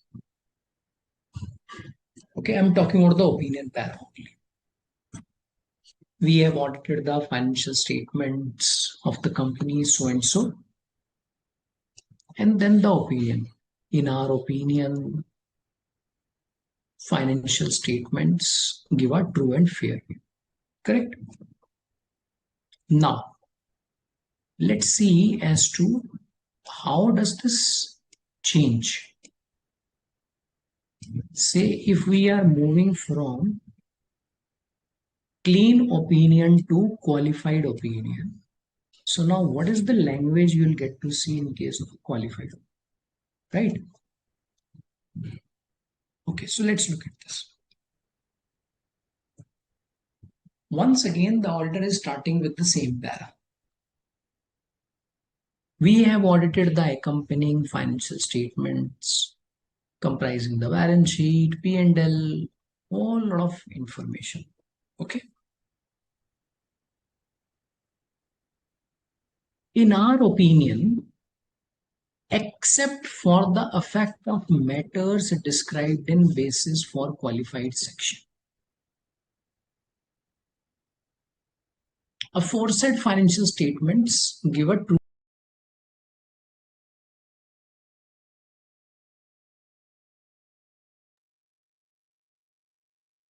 Okay. Now, in this case, you may be thinking that why is the auditor talking about true and fair view? Because the auditor is saying that except for these matters, financial statements are otherwise okay. Understood? Yeah, and that's what we discussed in case of qualified opinion. Further, if you'll notice, when we were looking at the clean report, the header was opinion. and basis for opinion. Now, if you can see, the header has changed. Now the header says qualified opinion, basis for qualified. So by looking at the header itself, you will get to know. But of course, you will not be limited to the header. You will read this. Correct. And when you read this, this is what you understand. This is what you get to know. Correct. Next. Now let's suppose if we move from qualified opinion to adverse. Okay. So now let's understand how does it change. Okay. So now let's look at this. Now the header changes to adverse opinion, basis for adverse opinion. Okay. If you look at the first para, it says we have audited the financial statements of company which comprise balance sheet, so and so. Same para is given. Correct? So the same para is given over. Next. In our opinion, because of the significance of the matters discussed in basis para, financial statements do not give true and fair. So can you see the change in the language? So when you are talking about qualified opinion, nowhere you are saying that the financial statements don't give true and fair. But now you are talking about financial statements as a whole. Yeah. So you're saying as a whole, they are a problem. Yeah. So can you see the impact? Right? Now, if you move further to disclaimer. So let's suppose if you have the disclaimer, so how does the language change? Once again, in terms of the header, what do you have? Now the header will say disclaimer of opinion and basis for disclaimer of opinion. Okay. All this while, when you were looking at the clean opinion, qualified opinion, even the adverse opinion, what was the language? We have audited the financial statements. Correct. Now let's read this para. Now the auditor is saying we were engaged to audit. Can the auditor make a statement we have audited? Answer is no. Why? Because the information has not been provided. So how will the auditor say that I have audited? The moment the auditor say audited, will this disclaimer remain? Answer is no. This disclaimer is arising because auditor has not been able to complete the audit of financial statements as a whole. Okay. Further, in the second para, when the audit is not done, will the auditor be able to provide the opinion? See, in case of adverse opinion, auditor is saying they don't give true and fair view. Now, when you have not audited, can you make such statement? Answer is no. Answer is no. Right? So that's why, what is it you will find in this para? Auditor says we do not express an opinion. Right? We do not express an opinion. Obviously, because the information is not available. So how will the auditor be able to express an opinion on that? Correct? Next. Now these were some of the areas wherein we talked about the modification. Right? Now sometimes auditor may come across some specific situations. Say for example, MUGC is a specific situation. Correct? Similarly, there is another situation wherein the auditor may come across a very significant matter in the financial statements. Okay. Now the auditor has performed the audit on that. So as far as the audit is concerned, it's not that the auditor has not been able to audit. So we are not talking about that situation. Okay. Information is fully provided. Auditor has completed the audit and auditor is good to go. Means there is no misstatement. But still, auditor believes that this matter or this area or this item, or let's suppose this disclosure in the financial statements is so significant that it is fundamental to understanding of users. Yeah, because if the users miss out on this particular item, then it can make a big change. Okay, that can significantly impact their decision making in respect of this company. See, nowhere the auditor is thinking that it's a misstatement. So that's not the conclusion. Forget the thought. That's not the conclusion. But the auditor believes this is important. Now, you may be thinking, but this area is there in the financial statements, or this item is there in the financial statements. See, sometimes what may happen is that because the financial statements are such, it's a big document. Okay. Plus, not every user knows the accounting language, knows some of these technical requirements. So that's where some effort is required to be made, wherein this matter is highlighted to the stakeholders. Okay, and this is a duty which has been placed upon the auditor, that if you come across any such matter, so what should you do? You should highlight that. Now, will you use a highlighter, say color highlighter, and put it on the financial statements? No. Auditor has only one tool, and what is that? Audit report. So in the audit report, auditor will include a para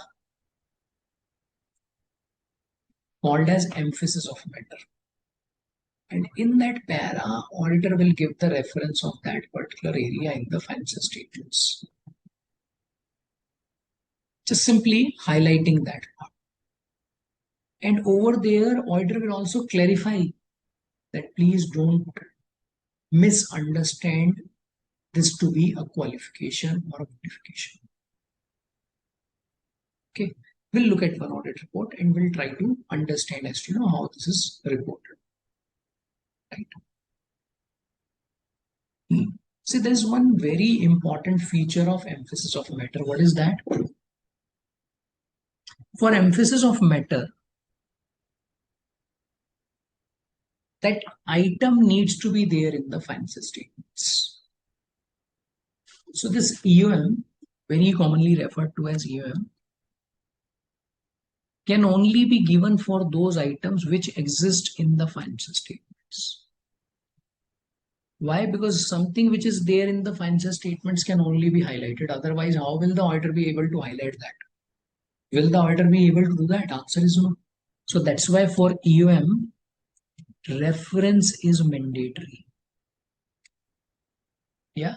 If the reference is not possible, EOM is not possible. Clear? Now, sometimes there may be another type of reporting requirement. Something that you call as other matter paragraph. Now, let's suppose there's anything which the auditor wants to highlight. Again, but it's not in respect of those matters or those items which are there in the financial statements. Say it's in respect of others. That's what the auditor will highlight through other matter. Say when the auditor is talking about consolidated financial statements, wherein auditor is saying that the component have been audited by another through other matter. Say previous year financial statements were audited by a different firm. So now the auditor will write in his audit report that previous year's audit financial statements were not audited by me, somebody else. Now, if you look at the management, if you look at the financial statements, is there any reporting requirement in respect of these matters as per schedule 3 or as per accounting standards? Answer is no. Okay, so that's why it's not something you will find in the financial statements always, and that's what the auditor will cover with the help of other matter paragraph, right? So now, what we can do is we can just look at some more reports. Okay, let me just try get out some more reports, wherein we'll look at this other matter paragraph. Okay, so just give me a minute and I just try to get out to some reports.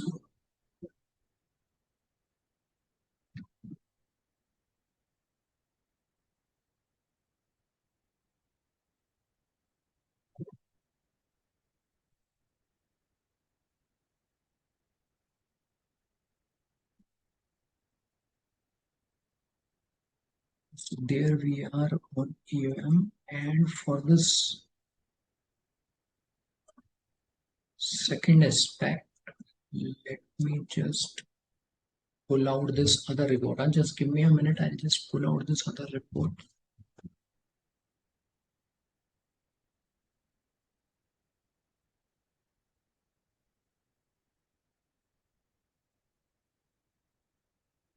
Okay, so there we go.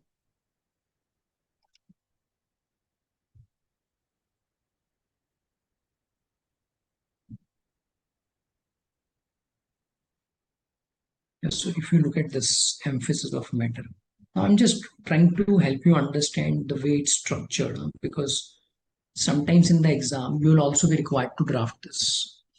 Okay, so once you get the clarity of this, that's when you'll be able to understand the thought process. So in the UM, you can see it's not a big para, and the matter is not required to be explained because the company has already done that. So auditor says we draw attention to note 2C of the financial statements, which it describes in detail economic and social consequences, disruption the company is facing as a result of COVID-19, which is impacting supply chains, consumer demand, financial markets, so and so.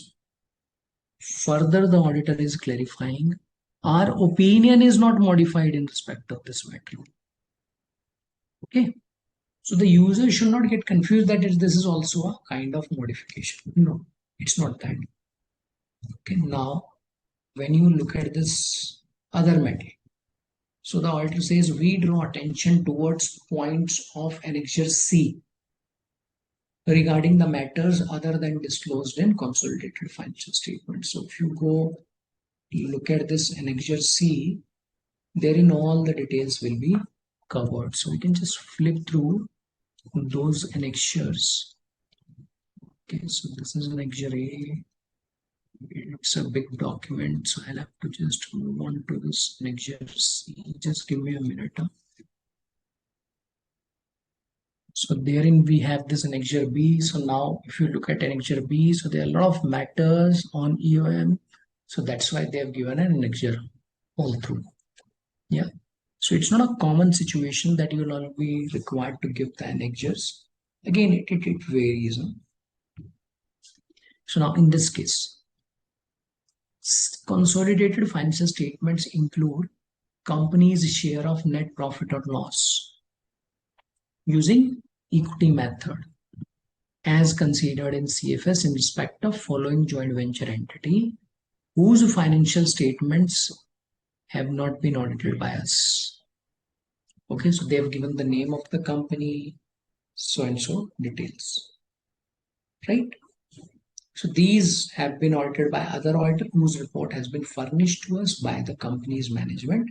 Our opinion on CFRs, so far as it relates to amount disclosures, our report in respect of that is based solely on the report of other auditor. Okay, right? Here again, you will see the similar language which the auditor is talking about. Our report, our opinion is not modified in respect of our matters. Yeah. So here again, the auditor is clarifying that when you look at this reporting, you should not be thinking that it's a modification of any kind. Clear? Yeah. All right. So now moving further. So now what we can do is maybe we can just look at some questions from the RTP first. Okay, so now let me just go to RTP.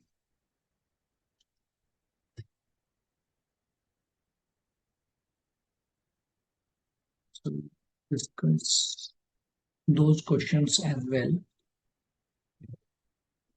Yeah, so there we go.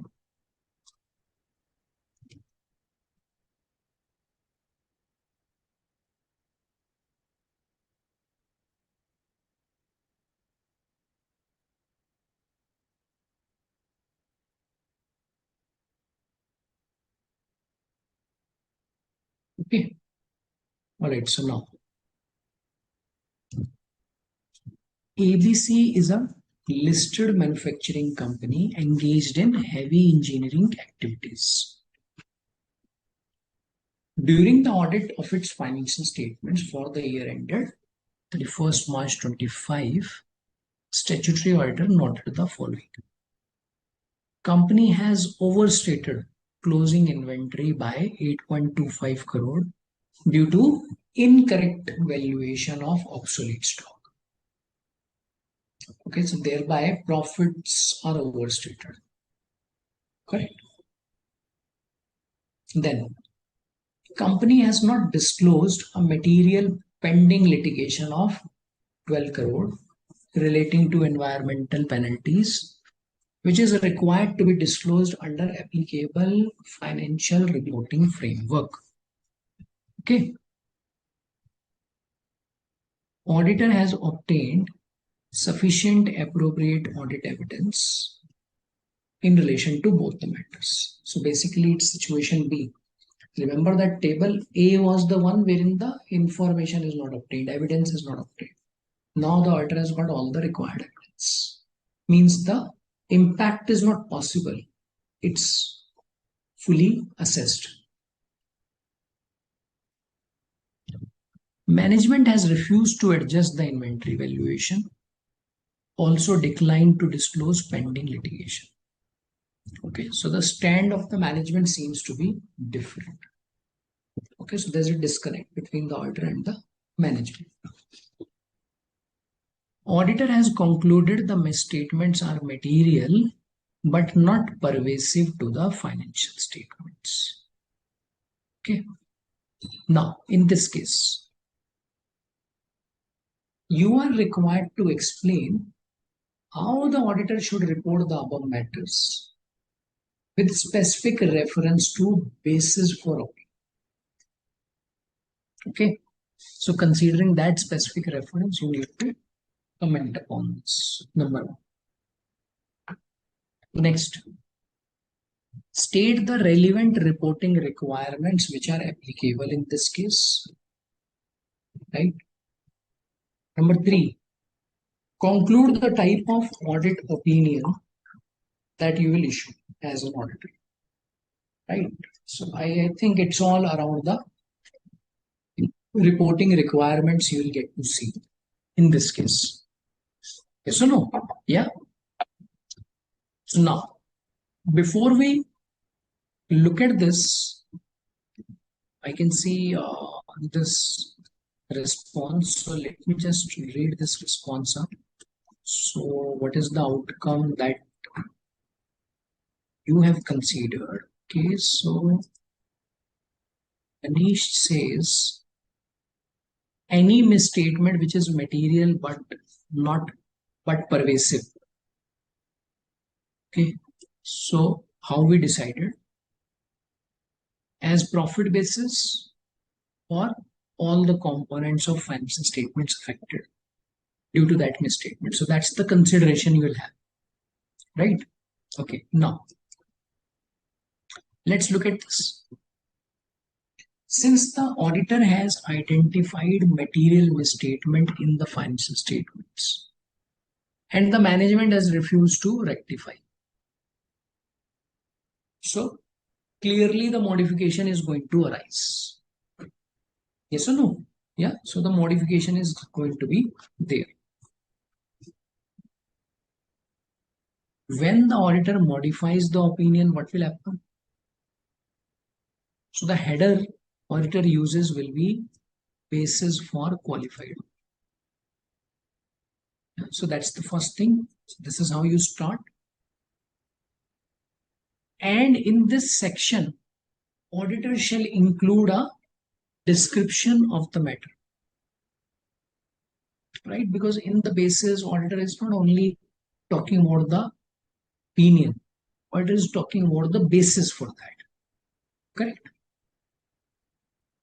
In case of overstated closing inventory, auditor shall describe closing inventory is overstated by 8.75 crore due to incorrect valuation of obsolete stock, resulting in overstatement of profit before tax. Correct? Further, this relates to specific amounts in the financial statements. Auditor shall include a description, quantification of financial effects. Okay. Now, as regards the non-disclosure of that litigation, what will the auditor do? Discuss the non-disclosure with TCWG. That's the thing which is going to be the first step. Discuss with the management, discuss with TCWG. Still the change doesn't arise the way the auditor wants. Okay, as per the judgment of the auditor. So that is where the auditor will have to get on to the reporting. Okay. So in the basis for qualified opinion, auditor will explain the nature of omitted information. And unless prohibited by law or regulation, include the omitted disclosures provided it is practicable to do so and the auditor has obtained the sufficient appropriate audit evidence. Only then. So providing means auditor will be explaining about that in the report. Right? So that's what you mean by that. Now, in the given case, we are told auditor has obtained the sufficient appropriate audit evidence. Now, assuming it's not prohibited by law, auditor may include the omitted disclosure in the report. Means while explaining, he'll talk about. Okay. Now, since the misstatements relating to inventory and non-disclosure of litigation are material but not pervasive, so what is the conclusion? Qualified opinion, and you'll have this basis for qualified opinion, wherein you will give the description of the matter, quantification of financial effects, explanation of omitted disclosure, inclusion of omitted disclosure wherever practicable and not prohibited by law. So that's what you will do. Correct? Clear on this? Yeah. Now, let's look at some more examples. Okay, so this was May 26. So I'll pull out January 26 now. So just give me a minute. Okay, so there you go. So this is the one that we have for January 26.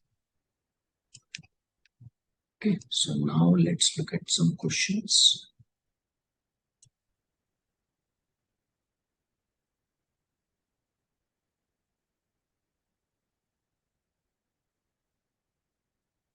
Yeah, this one. Opaque Pharma Limited. I think, okay, very good. Yeah. Opaque Pharma Limited has outstanding long-term receivables of 415 crore as at 31st March 24, arising from pending insurance claims for compensation due to supply chain disruptions caused by the regulatory delays and unforeseen production stoppages. Some of these claims are under legal proceedings, while others are in the process of negotiation with insurance companies.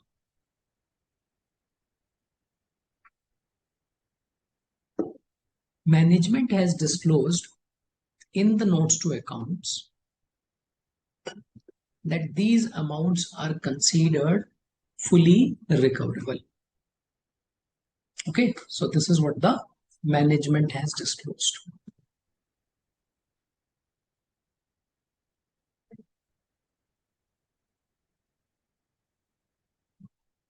Auditor has a different thought process. Correct? Now, CA Neha, who happens to be the statutory auditor, has relied solely on management representations regarding the recoverability of these receivables and is considering inclusion of this matter in EOM para. Okay. You are required to assess whether CA Neha's decision to include this matter in EOM para is appropriate. Okay. So let's look at this. Now, will you be considering this to be an EOM? Yes or no? If yes, what is the basis? If no, then what is again the basis and how should this be reported in that case? Yeah, so that's how we need to answer this. Now, let's first of all talk about EOM because first of all we need to assess it as to whether it will become an EOM or not. So that's the way to go about it. Yes or no? Now for an EOM, what do you have? You have this SA706, correct? Which explains what is an EOM and how is this required to be reported. So EOM is a para included in auditor's report which refers to a matter appropriately presented or disclosed in financial statements. Okay. That in the auditor's judgment is of such importance which is fundamental to users' understanding of the financial statements. Right?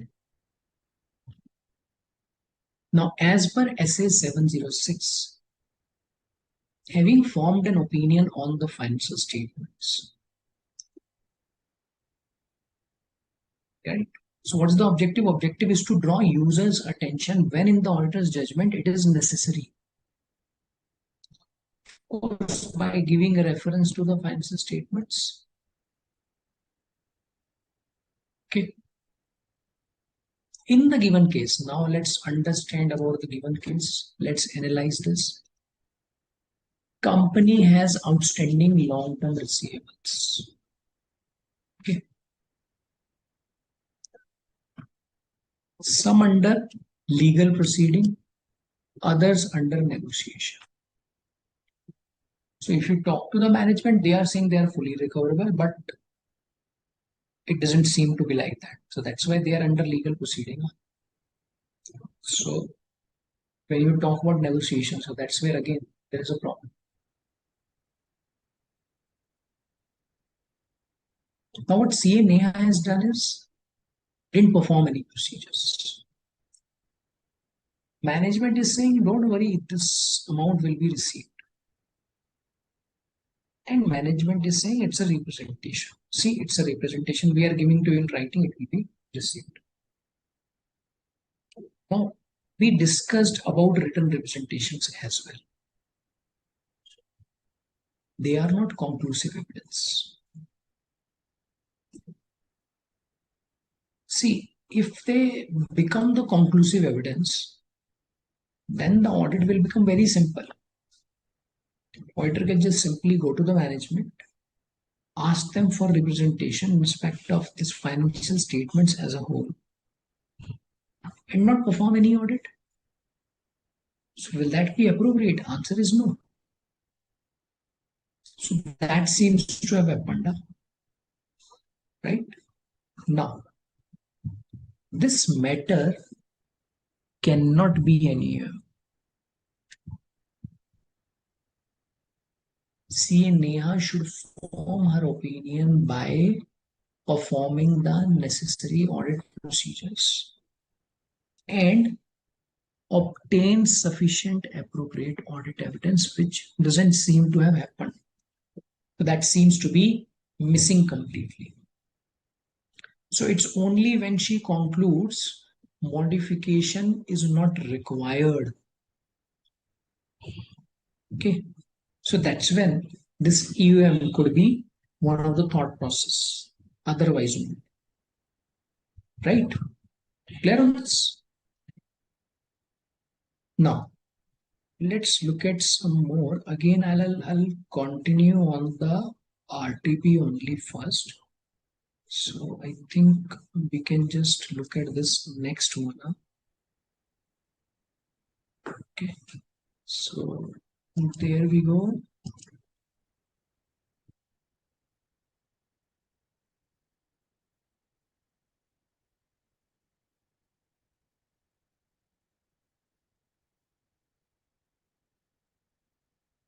I'll just share this with you.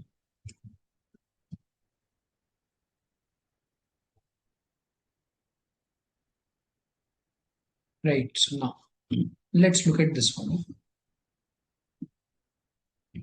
Harsh Electronics Limited. It's a manufacturing company, right?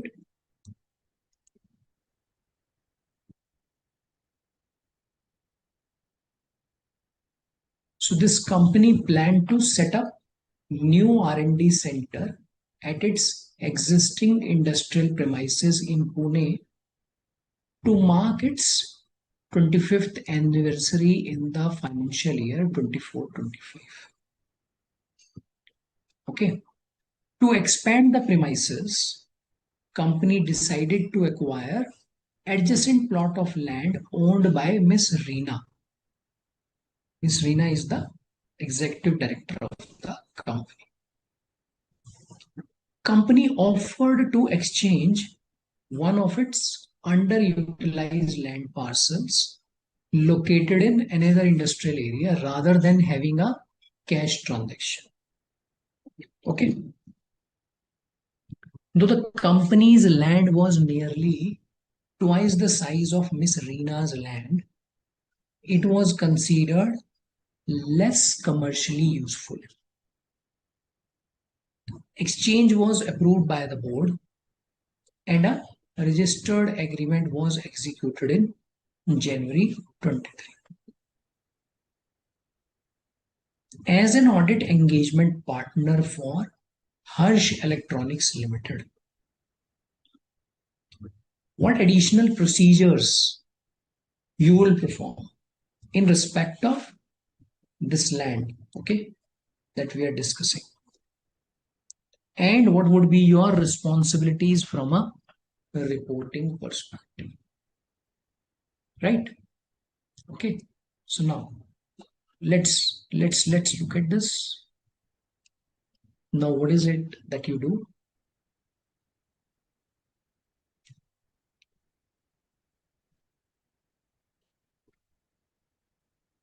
In the given case, Harsh Electronics Limited has entered into a non-cash transaction. Okay, so when you talk about this land exchange, it's non-cash, kind of, you can say, a barter one. With the director, Ms. Reena, who is also a member of company's board of directors. Company transferred a land parcel located in a different industrial zone to Ms. Reena, and in return, acquire strategically located plot adjacent to its main manufacturing facility in Pune, which was owned by her.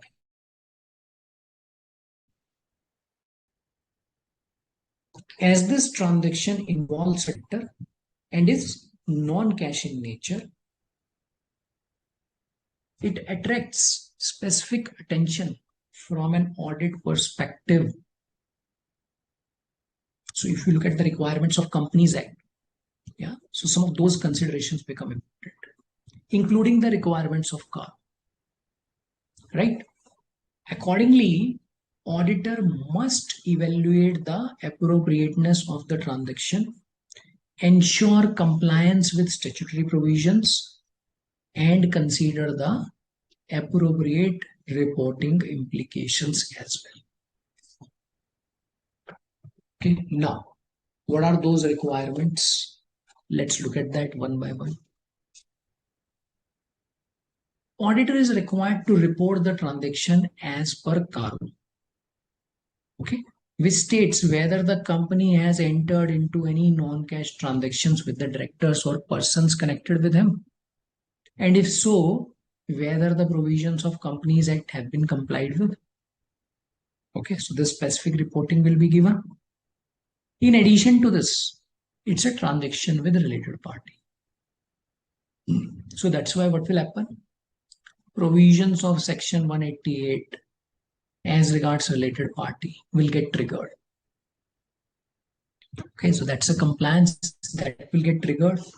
Section 189 requires a register to be maintained, wherein the contract with related parties is to be entered.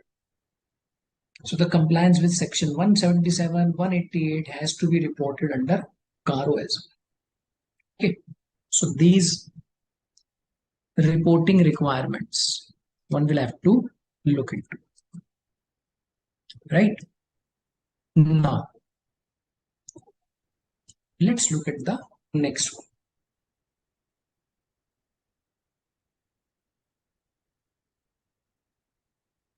Okay, so there we are.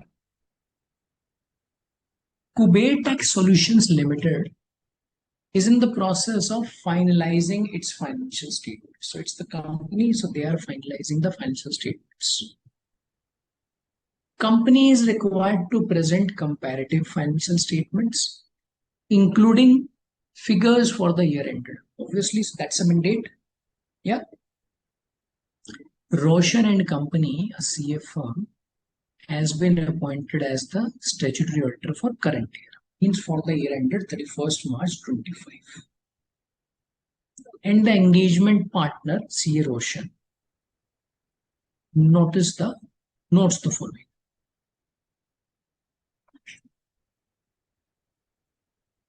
For FY 23-24, it was a different auditor. For FY 23-4, opinion was adverse. Why was that? There was a material misstatement in valuation and disclosure of trade receivable, and that was also pervasive. Okay. In the current year, for which the audit is in progress, this misstatement continues. It's uncorrected, right? Figures presented as comparative in 24-25 happens to be that of what? 23-24. Correct. So if you look at the current year, you have the current year numbers plus comparative figures. That's how the financial statements are always prepared. Now,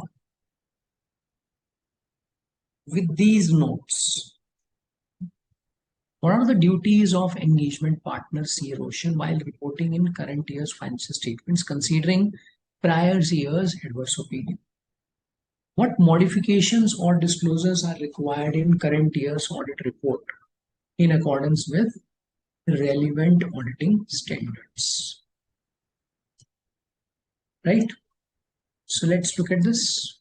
Now, how do you go about this? Okay.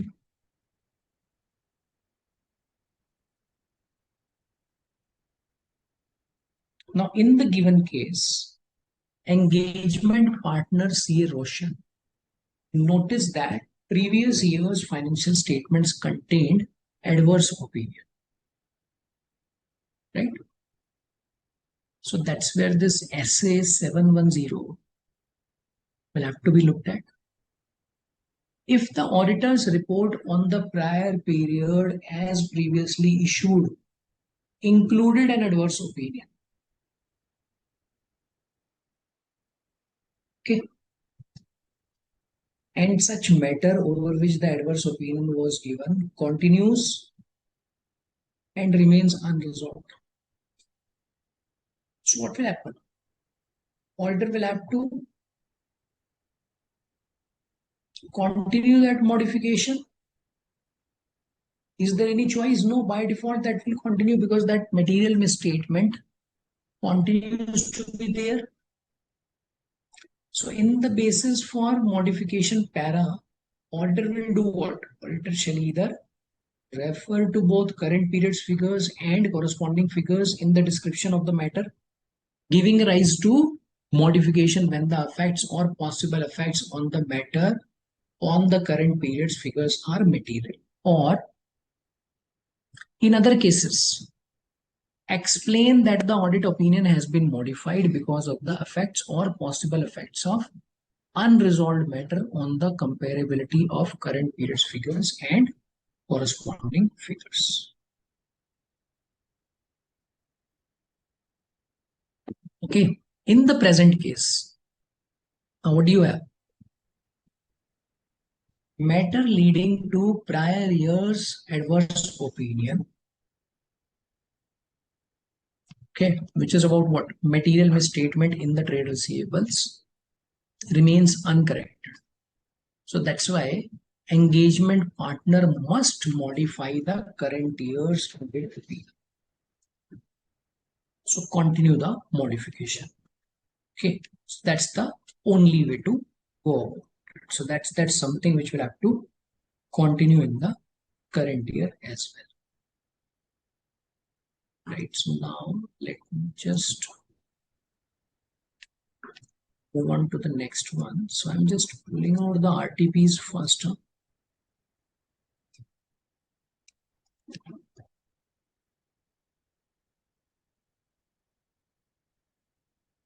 Okay, so let's look at this one.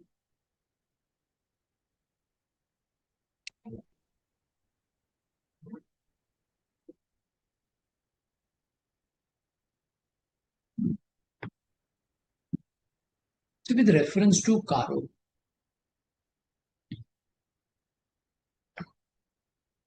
we are required to look into these matters and comment upon as to what is going to be the reporting required, right? Relon Limited has a turnover of 650 crore during the financial year 23-24. It has outstanding dues towards income tax of 15 lakhs since July 23. When inquired by the auditor, company's management informed him that they have filed an objection letter for the said demand with the income tax authorities. However, no response is received from the department. Is there any reporting responsibility of the auditor under Caro in the given case? Okay, so that's one. Next, during the audit, CA Kunal found that physical verification of inventory has been concluded by the management on regular intervals. You are also given a summary of the inventory as per physical verification. Use of his books. So you are given the breakup of raw material, WIP, finished goods, stores and spares. So there's a gap between what is there physically and what is there in the books of accounts. Okay. Now, in respect of this, let's try understand as to how should the auditor deal with them. Okay. Now, first one, auditor will have to report this matter under CAR. Whether the company is regular in depositing undisputed statutory dues, including GST, PF, ESI, income tax, sales tax, service tax, so and so. Okay, to the appropriate authorities, and if not, extent of arrears of outstanding statutory dues as on the last day for a period of more than 6 months from the date they became payable. Okay. Further, auditor is also required to report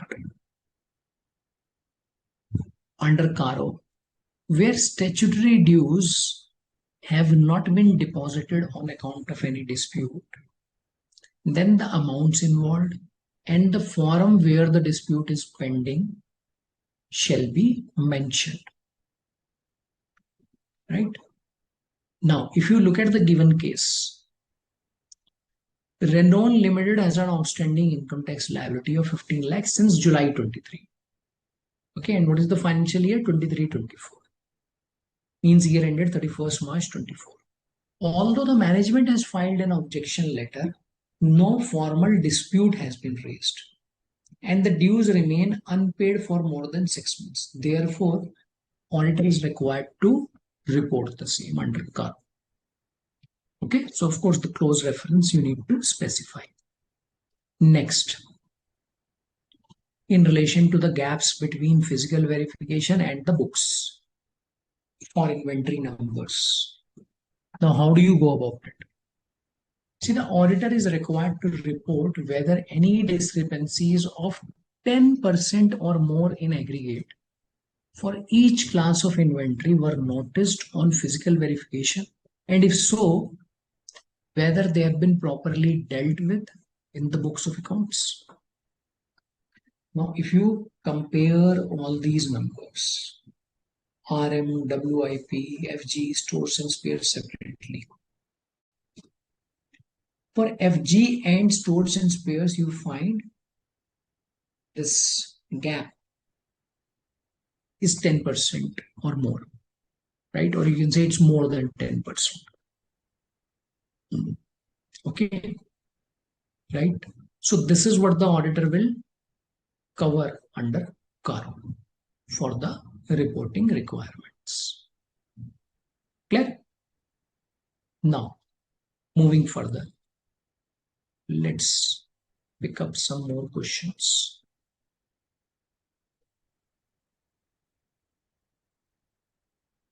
Okay, so there we go. So just give me a minute.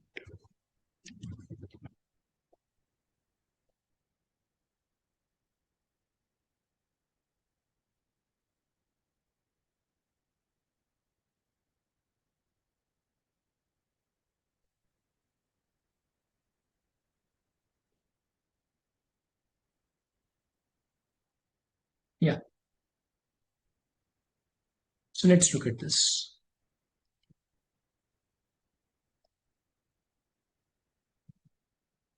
Below is the draft extract of audit report of a listed company. Para A below reflects certain matters stated in audit report communicated with CFO. Okay.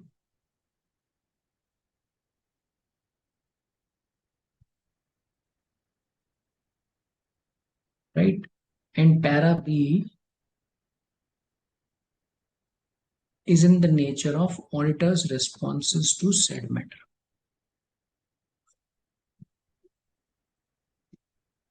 Okay. Now, if you look at this para A,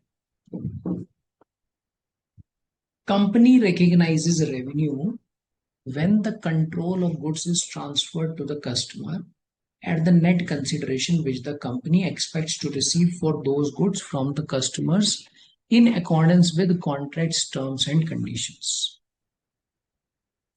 Terms of sales arrangements based on the terms and conditions of relevant contracts and the nature of discount rebates create complexities that require judgment in determining the revenue. Para B. We read the company's revenue recognition policy. Okay, so that's the audit procedure.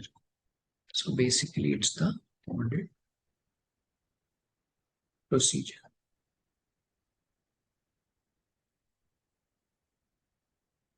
Right? And assessed its compliance in terms of Ind AS. We assessed design and tested operating effectiveness of internal controls. We tested on a sample basis revenue has been recognized in proper period. From the description giving above, identify what are the auditors trying to report. Okay. Means you need to understand the reporting requirement as has been specified. That's one.